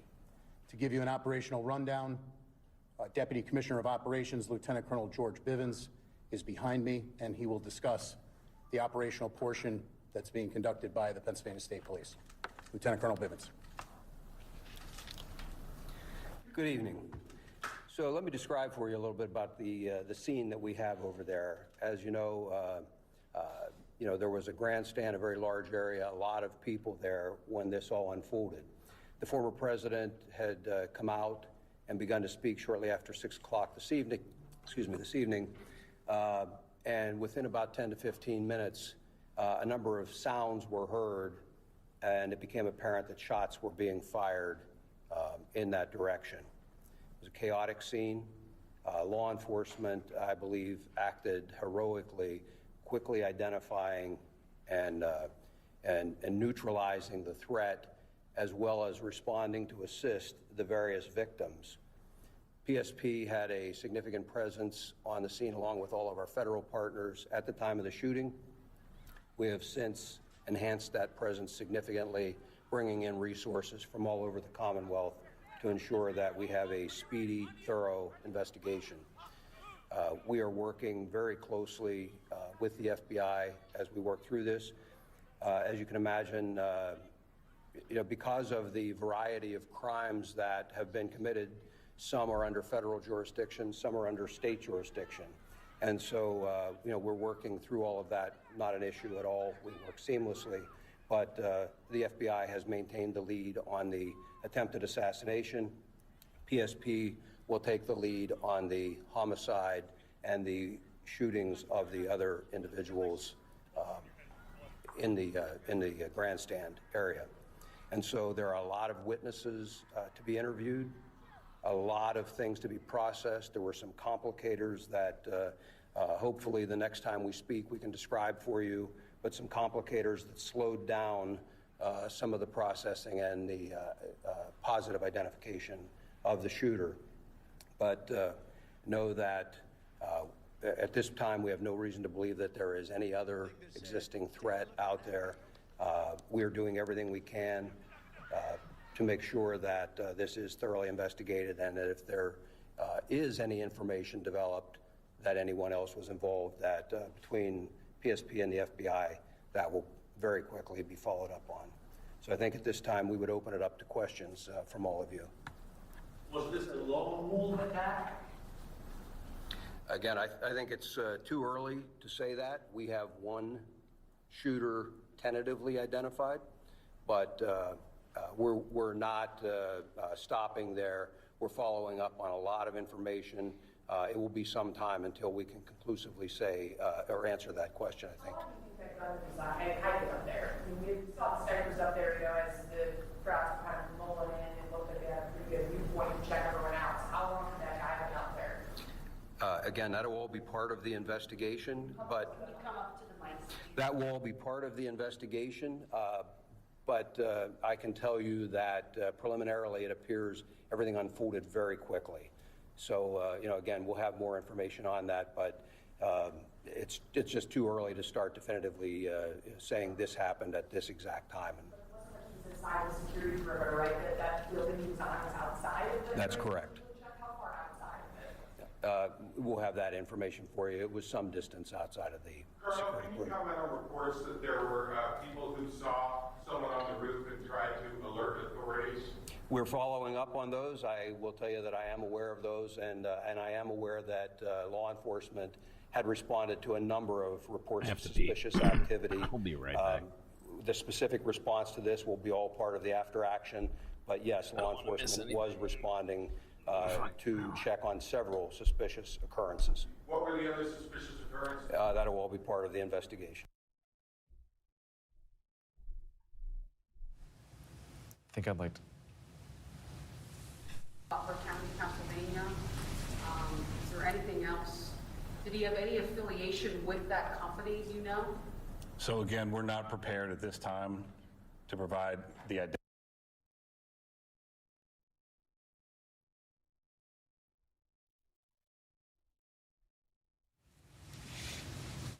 Forgive us here, we are having a couple hits to the signal here with this press conference that's happening right now in Pennsylvania. Let's see if it comes back.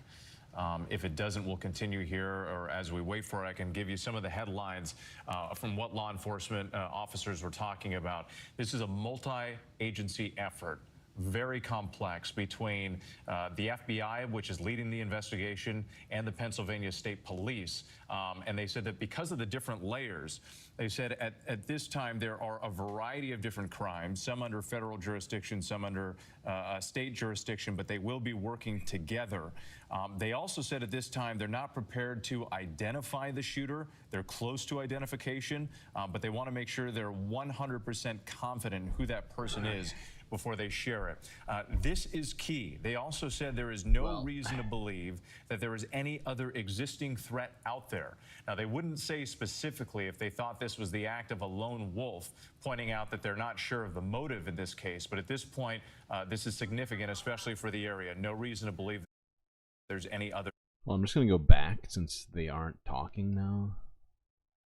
Brad Garrett, stand by. Again, we're still waiting on some more information here, but I do want to just, forgive me, I'm going to bring you back for just a follow-up question on that exact point, whether they're looking to see if this was a lone actor, if others may have been involved, as I'm still getting information right now. But from the law enforcement perspective, one thing that I thought was interesting there, and we talked about this with John Carl earlier, is it's not just the Secret Service, right? You have multiple law enforcement agencies on the ground. What, if any, failures there were? So we can't comment on that at this time. So you can't say if Secret Service had checked those buildings or were keeping a close eye, or? Really have to defer to Secret Service for those questions. At the AGR property prior to the event? Like, were there police at that location at any point during the event? Are you saying the location where the shooter was located? Yes. I don't have any information on that. You'd have to defer to Secret Service. When do you think you will release? When will the name of the shooter be released? I mean, any inkling of when that might happen, tomorrow or? So that'll be, as soon as we've confirmed 100%, we're willing to release that. So if we have, as far as the contact information for the press, we should be able to do that within the next few hours, I imagine. There was a vehicle being checked not far from here. We've also heard of a possible related scene in Bethel Park. Is there anything you can tell us tonight about other areas where law enforcement may be searching in relation to this? Again, right now we're tracking down all leads and doing all interviews and tracking anything that we can regarding suspicious locations, vehicles, locations, interviewing individuals. So it's all related to this event, but I can't confirm or deny anything that's going on beyond that. It doesn't sound like they're going to release the name of the shooter today, but they do seem to have a pretty good idea of who it is.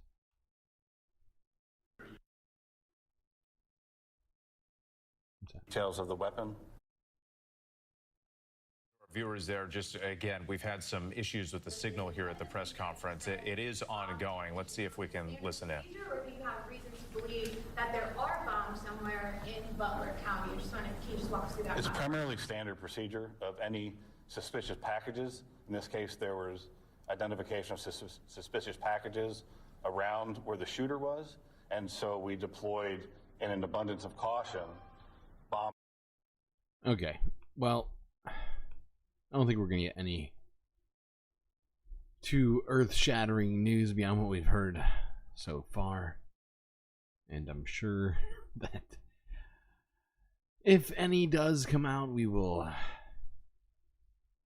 probably hear about it within the next day or two.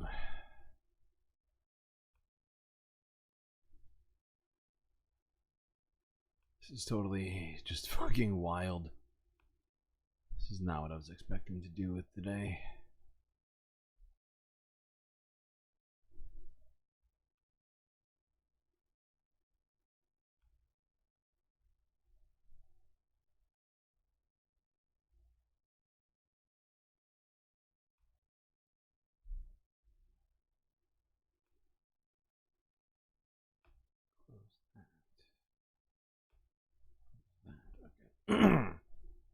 Alright, let's try and salvage the rest of this stream here. Oh my god, are we 2 hours in? Alright, where am I? It's here.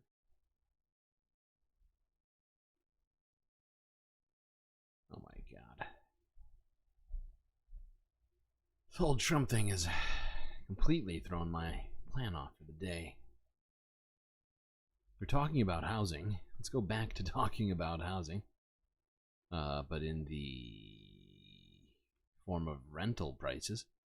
This is from 6ABC Philadelphia from a day ago. Shore vacancies in Ocean City. High rental prices to blame. No way.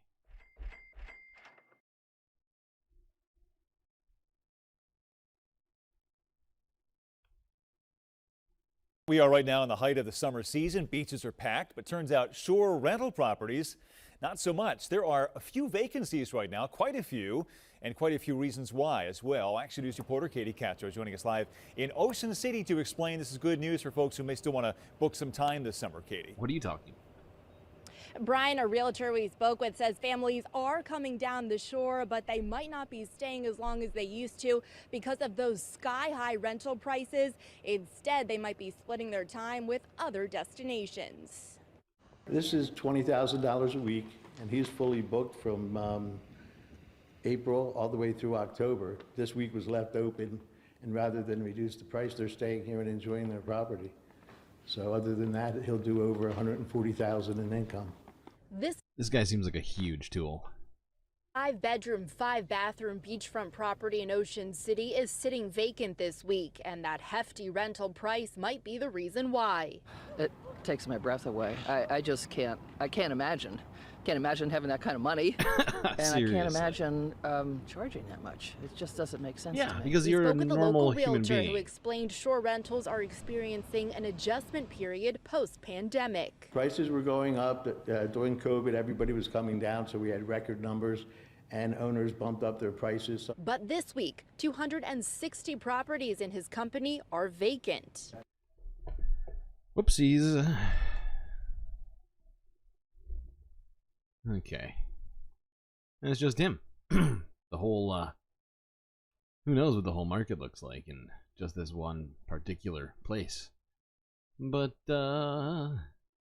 this is sort of what we've been talking about quite a lot, actually, with the pressure on both the real estate and rental markets right now, that it's hard for most of us to actually picture. But fact is, on the sort of macro outlook, people's savings are pretty much, you know, gone, at least in comparison to the record high that was hit during the pandemic. Most of those savings have been completely washed out at this point for the majority of Americans.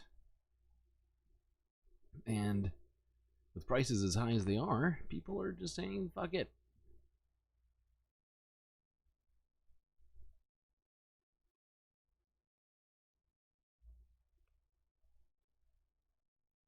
Why can't they just lower interest rates? I mean, that's a complicated question.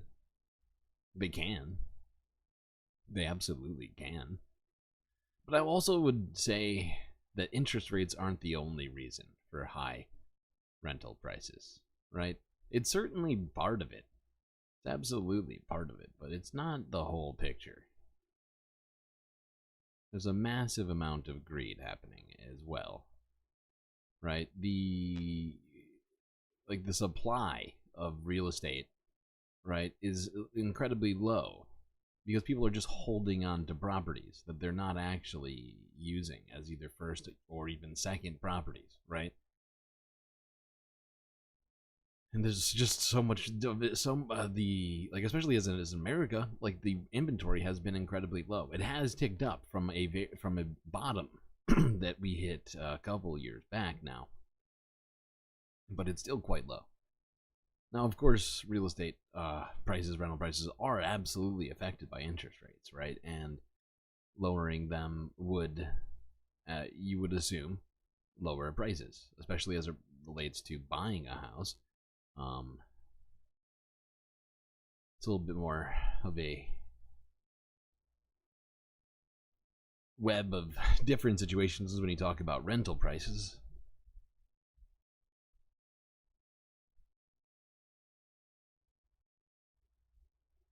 Okay, let's talk about some health-related stuff here. This story fucking made me sad. For multiple reasons. CBS New York from a day ago. Sob parlor in New York City could help relieve stress. Sob parlor, that's right. The place to go to cry. Shut down Airbnb? I agree, we should. We should also shut down and arrest the people that have been running RealPage and anybody who's used it at all. You might have heard of Rage Room. Because it's illegal, right? If you're unfamiliar with what I'm talking about, because yeah, Airbnb should be, they should be, it's 1 and 2 for me, right? Airbnb, shut that shit down, and then go and shut down RealPage. Those assholes have been doing actual legal shit. So and what RealPage is essentially a real estate collusion software for people who rent properties to be able to achieve the highest possible amount of return on their investments on your having a place to live, and it allows people in real estate to collude with one another. Say, hey, this is how much I'm renting this property for, and blah blah blah. Makes it really easy for landlords to control prices in a completely illegal way, and it has not been dealt with by Congress in a way that I find satisfactory up to this point. Alright, let's look at this fucking story. Another reason why we need Medicare for all. Those places where you smash things to relieve some stress. But check this out. A guy in New York City just created a sob parlor where people can pay to come cry. CBS 2's Jared Hill has the story of one man who says it's a tool that's been healing him through a rough patch, plus how experts are reacting. In New York City, where finding a moment alone can be tough. I don't know that I would necessarily cry in public. Charlie Garber has discovered a new place to clear his head and his eyes in private. It's called Sob Parlor. It really allows you to, in private, really dwell on thoughts and feelings that a workplace, a home, a spouse, kids may not afford all that much time to do in regular life. You cry, you let it all out. The idea came pouring out of Anthony Vigliotti a few months ago after a mini breakdown of his own. I found tremendous benefit in crying, and I wondered, what if people did it as more of a practice versus a reaction? For 30 minutes at a time, clients sit with music, written prompts, and comfy furniture, all meant to help bring on the waterworks. Researchers have found that a good cry can actually produce chemicals to help make us feel better. Our tears releasing toxins and stress hormones, taking our brains out of fight or flight mode. Reducing heart rate, allowing someone to relax, allowing them to calm down. So for some, crying can elicit that response and feel. Yeah, and I mean, I'm not saying that people shouldn't be able to cry. I think that's good. But, fact is, this is just another example of people trying to solve something with a market rather than us dealing with it as a society, like with the Medicare for All, where we might have, I don't know, access to healthcare services, mental healthcare services, without having to worry about how much money you have to deal with your problems. Perhaps we should have some sort of a system that would allow for people to, you know, do good things for their mental health. Ooh, I'm supposed to hydrate.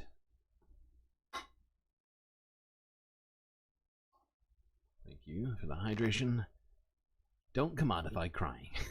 Exactly. It's ridiculous.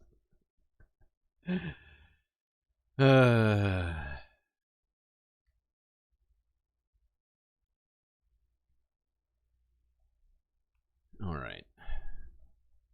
Here's Senator Bernie Sanders from 11 hours ago on the obscenity of medical debt.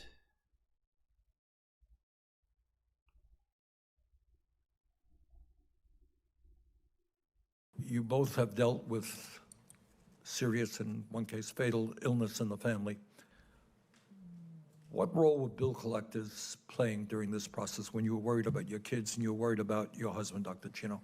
Ms. Wood? I think it's just the ever constant threat of someone calling to inquire for something that we were not able to pay. Did that happen often? I would say multiple times a day, multiple times a day. Yeah, that's often. I would say oftentimes we were in the NICU visiting our children, and we would get calls from debt collectors asking for payment before the boys were ever discharged from the hospital. It caused a tremendous amount of stress on our family, to the point that we debated not answering our phone many times if we were not with the boys, because we were worried if it was the hospital or a debt collector calling. But we had to answer because, of course, it was the hospital. So your kid's in the hospital, and you're getting multiple calls a day? Correct. From bill collectors? We had 2 children, so double the calls. Dr. Chino, do you want to elaborate on that? Or? It's fucking horrifying. I just want to say how common this is and how heartbreaking it is, that I know from my personal experience, but also that our patients are experiencing on a day-to-day basis, how excruciating these calls are, how harassing and threatening the messages are. I have patients Elaborate on that a little bit. Threatening, what does that mean? You're dealing with somebody who is very, very ill, right? That's your main concern. What does that mean, threatening? So, saying this is going to affect your credit, your ability to do anything in the future. We're going to take your home. We're going to take your car. Where your future is over. Basically, I have found that debt collectors will play every dirty trick that they can to try to get you to give them some money. And it's just one extra layer of stress that when you're dealing with, for me, my husband was in the ICU for a month. It's intolerable. Yeah. Nobody should be getting threatened over fucking medical bills. It is just gross. Credit scores didn't exist until the 80s. Yeah. And they shouldn't exist. We have 40 likes? Oh boy. Okay. Good to know. I will try and get that up, even though we are slowly having this software die on this right now. What is that? 9? It's a 9.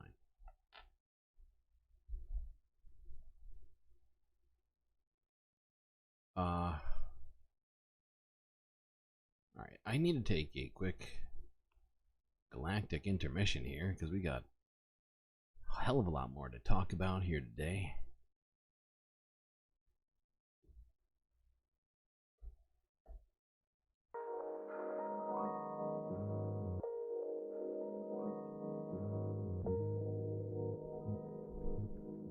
Well, I hope everybody has been enjoying the stream so far. If you haven't already, don't forget to like that like button and do consider subscribing.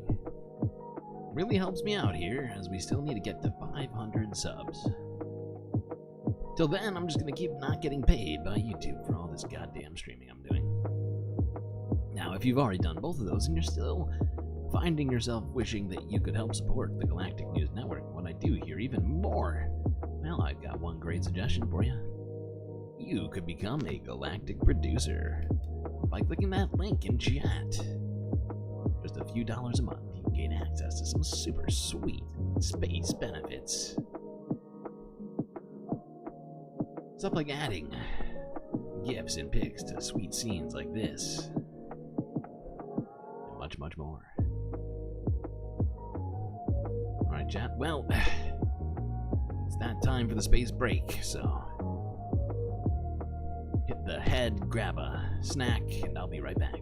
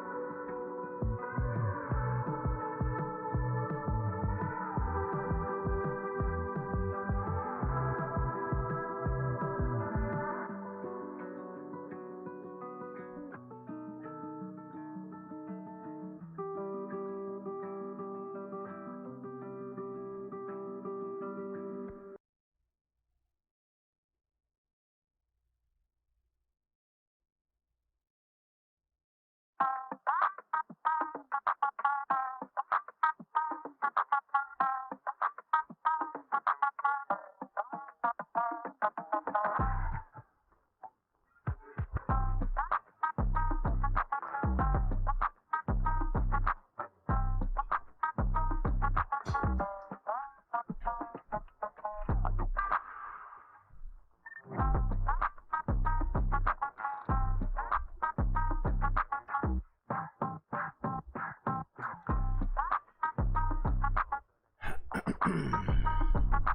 am back.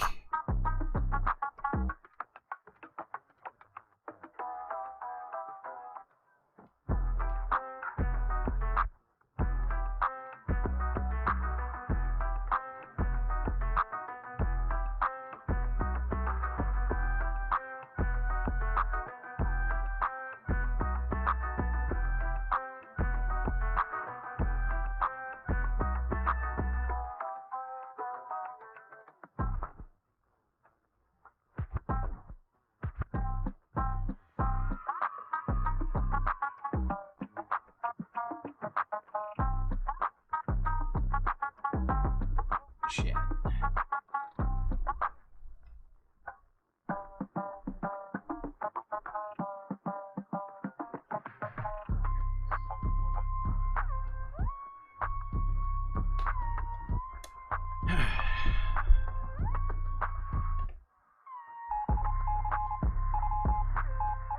Calling all space fans.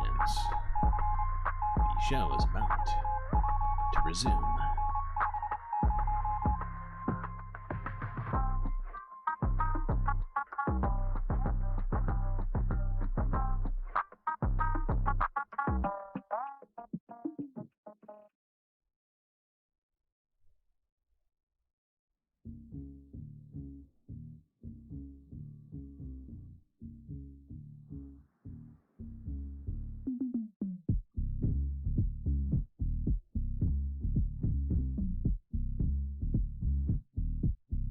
Alright, we are going to start talking about the environment.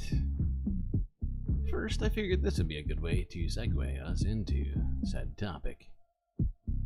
This is CBS New York from a day ago, where drivers are continuing to illegally park on the Greenway in Queens.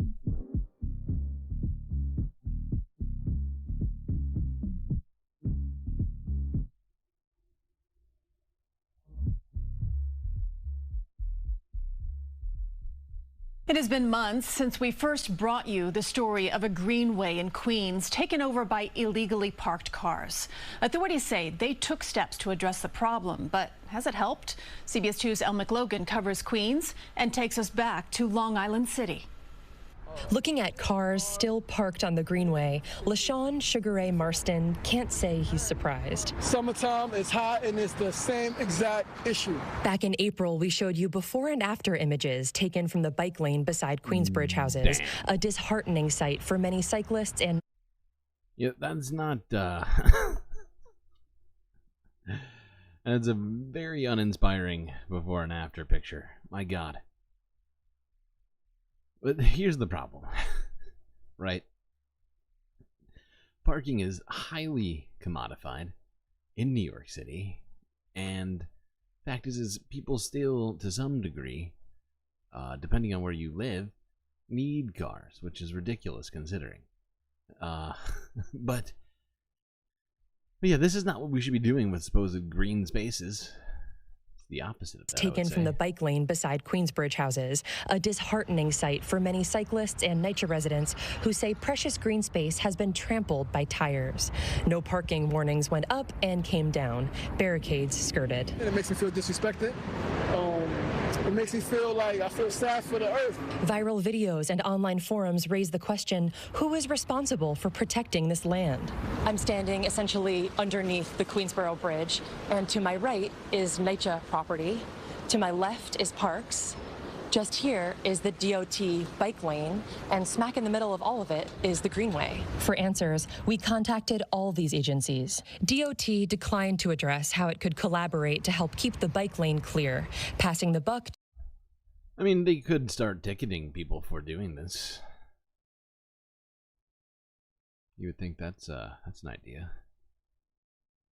Oh shit. And my software is frozen. That's good. That's good. That's what we want. Maybe NYC needs park and ride public transport. Maybe we just need to work on getting rid of cars entirely. Just an idea. But especially in like massive cities like New York City.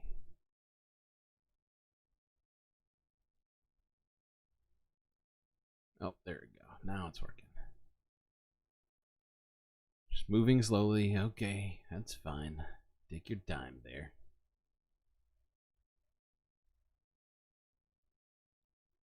People will move if they get ticketed. Yeah, because they don't want to pay massive parking fines. If you're gonna be an asshole, there should be some sort of repercussion for that. Alright. On to this. PBS NewsHour from 6 hours ago. How extreme heat is damaging American transportation infrastructure.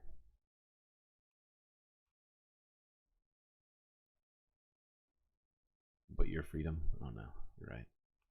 Impinging on your freedom.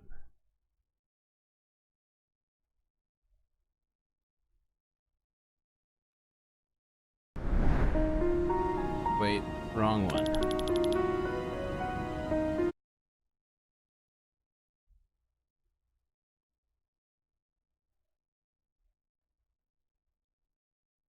Come on. What forecasters are calling an extremely dangerous heat wave is persisting in the West, and it's expected to extend triple-digit temperatures to the Midwest and East this weekend.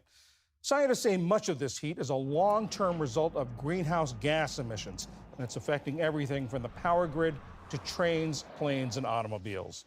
Christina Dahl is principal climate scientist for the Climate and Energy Program at the Union of Concerned Scientists. Christina, let's start by focusing on trains, planes, and automobiles, how this heat is affecting transportation and the transportation infrastructure. Can you walk us through the sort of the big effects? Absolutely. Heat affects all of these different types of infrastructure in different ways. For our cars and trucks that are running on asphalt roads, asphalt can deform or buckle when it's extremely hot, so that can make road transportation difficult. In terms of railroads, we know that rails can actually deform and buckle as well when it's hot. Or if there are electric lines that the trains are connecting to overhead, those lines can sag, and that can cause problems for the trains, and operators have to slow the trains down. When it comes to airplanes, there are a few different effects that can happen. The tarmac at our airports can deform when it's hot, which causes problems as planes are trying to take off and land.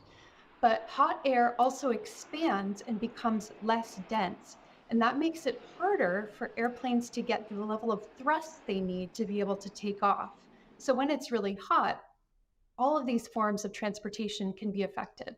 And not only can be affected, but have been affected in years past. Yeah. Yeah, and see, like when it gets really hot, the pavement like starts to like expand essentially, right? When it gets cold, it contracts, and they usually build it with some amount of, especially as it relates to roads and things like that, with tiny little cracks between the slabs of pavement so that it can adjust for that difference. But because of the fact that it is getting hotter and hotter out there, so hot right now. A lot of those sort of calculations that were made decades ago are now essentially just out of date, you know, and so therefore, you know, people we are left with roads that are unequipped to deal with this shit, among other years now, pieces of because infrastructure. of climate change and the fact that it's making our summers hotter, we see these kinds of instances. Amtrak's Northeast Corridor line, for example, in the Northeast US, has had to slow down trains significantly to deal with heat in recent years. Planes have been unable to take Are you calling me a nerd? Hurtful. It's science. off from the airport in Phoenix, Arizona because of heat. Our infrastructure was largely designed for the climate of the past, and that's not the climate that we're dealing with today. And it's certainly not the climate we're going to be dealing with in the decades ahead because of climate change. So we're seeing now that the ways that we've designed our infrastructure have some vulnerabilities. And we're going to have to either adapt that infrastructure or our lifestyles to deal with those changes in climate we've experienced, or we're going to have to find ways to redesign and rebuild or develop new materials so that we can continue to operate our planes, trains, and automobiles the way we're used to. There's money in the infrastructure bill for infrastructure. Is any of that going to help make this infrastructure more resilient or perhaps design new plans? Absolutely. The bipartisan infrastructure law is a huge influx of money and resources to be upgrading and improving our transportation infrastructure. That's really important because we've long neglected the maintenance that our infrastructure requires. And so there's Seriously. And these pictures are just, they're haunting. There are so many bridges. We've talked, I can't remember the number that we talked about earlier, but there's just some massive number of bridges that are unequipped or poorly equipped to continue into the sort of climate environment that we are living in right now. Be proud of the nerdery? Yeah, I am. I was only teasing.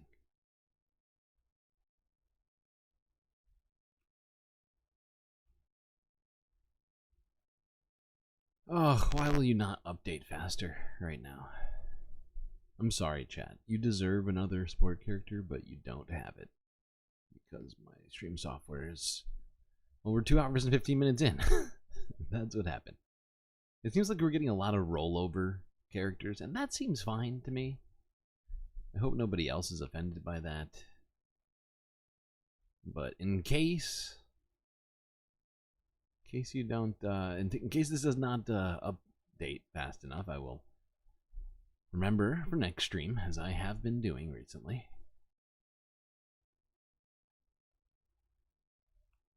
The heat is reaching space. It's very frustrating. Very hot right now. That's hot. Thank you, Paris.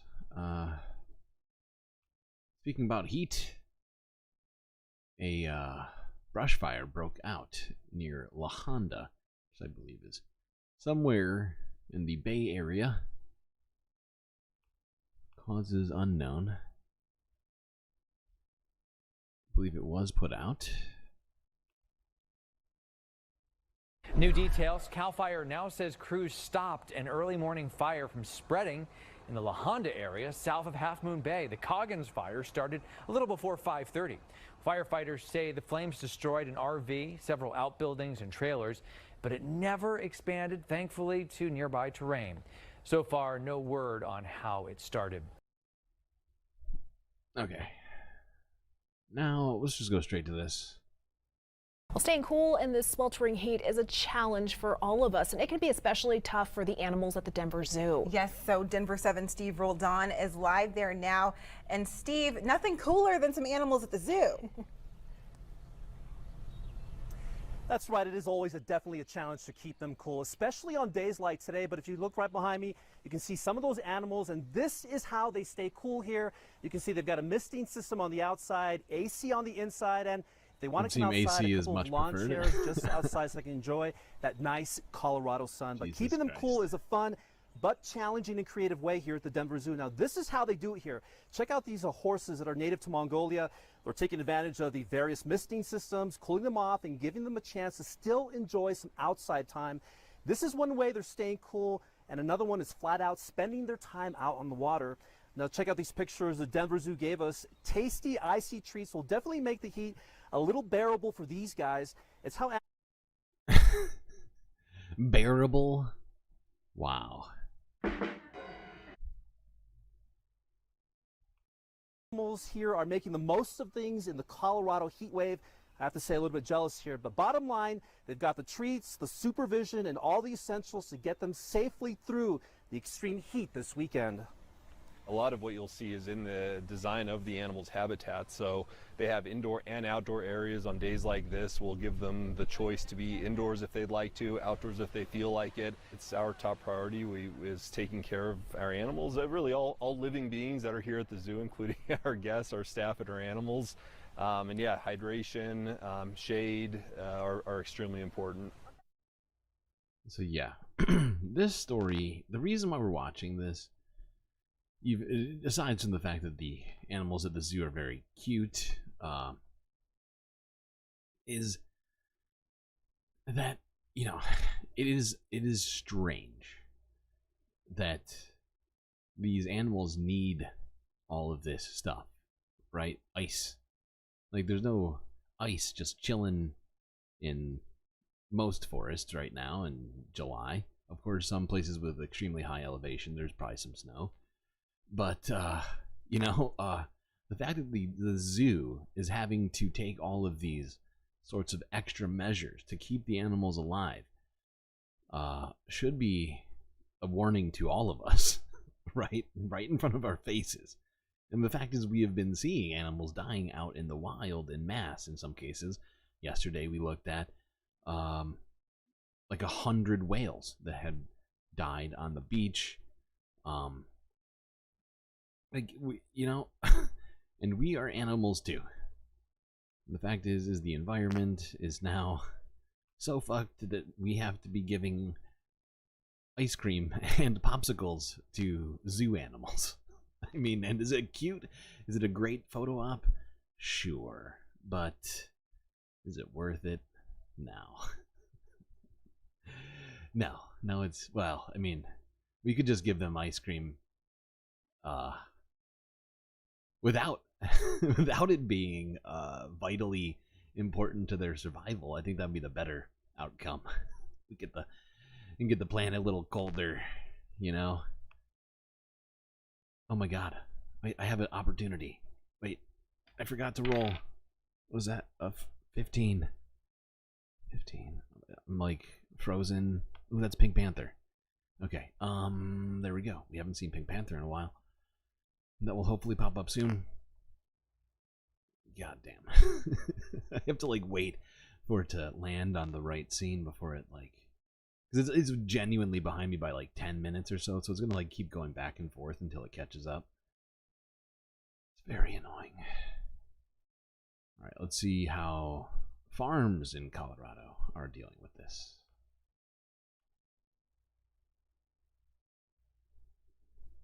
Good reporting. Is this are you joking? Across the state, ranchers are working hard to keep their animals healthy during this heat wave. Today, your reporter in Adams County, Gabriela Vidal, visited a farm where employees are working around the clock to keep animals cool. Time for water. At Broken Shovel's Farm Sanctuary, Director Andrea Davis. The bulk of our animal population is elderly, so they're especially vulnerable to the heat. Is cranking up the heat. We only do their legs and neck. If we do the backs, it'll make them more hot. On efforts to keep her livestock cool. We had no days above 100 degrees, and suddenly we're going to have 4 or 5 days above 100 degrees that are going to keep us really, really busy. And keeping more than 250 mammals and 250 birds cool amid scorching temperatures means starting early. We'll start an hour to an hour and a half early on these hot days to give the animals lots of time to eat and drink and run around before it gets too hot. And by increasing shifts throughout the day to replenish water. This will be the kind of situation where the water will get hot so fast that we'll be doing that 4 to 5 times a day for every water on the property. Each animal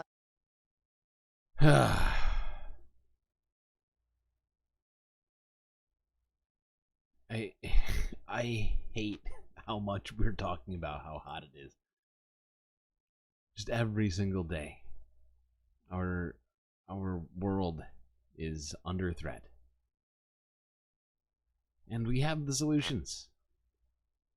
But instead of taking them proactively as a society, collectively, we have instead left of the future of the planet to consumers and companies. And just said, fuck it, you know? It's just wildly negligent in my mind. And I do hope we wake up very, very soon to the sort of action that we should be taking and actually take it. It is hard to accept compliments. I just assumed that was sarcasm. You're right. Thank you. Thank you, Del Sol Verde, for your beautiful compliment.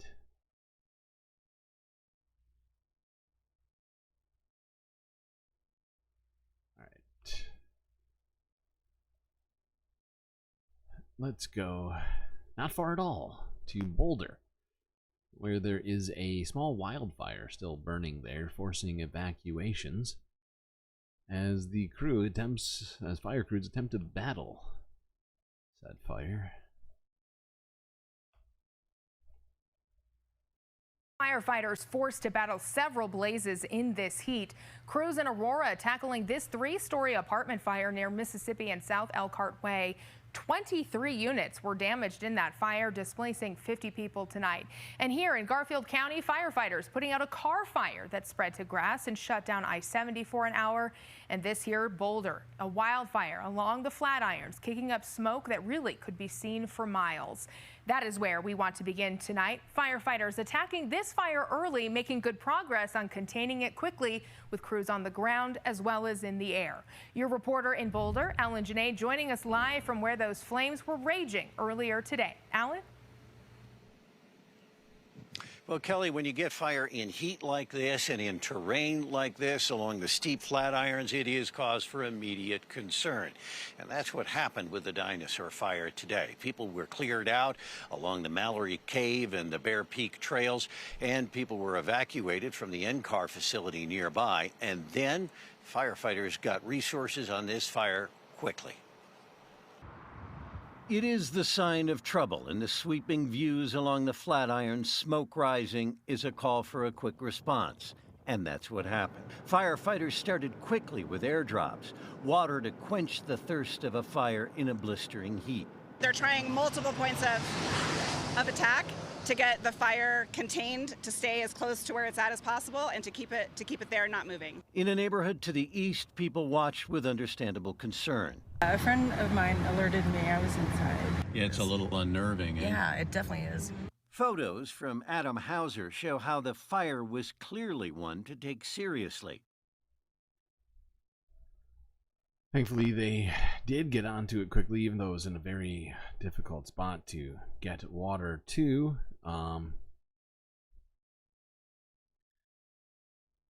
And seems that crisis was also averted in this particular situation. Now, there still are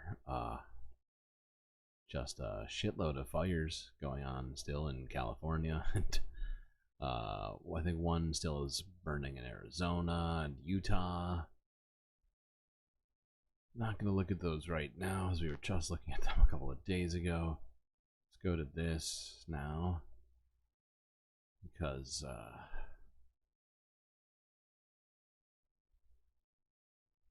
what's it called? Hurricane Beryl has done an incredible amount of damage in the last week, I guess. Jesus, how long ago did it actually make its first landfall now? I think it was like a full week. Anyway, I figured we'd start off talking about Hurricane Beryl with this. ABC News asking the question, who's to blame for lack of power in Houston? Help! Help! I'm being repressed!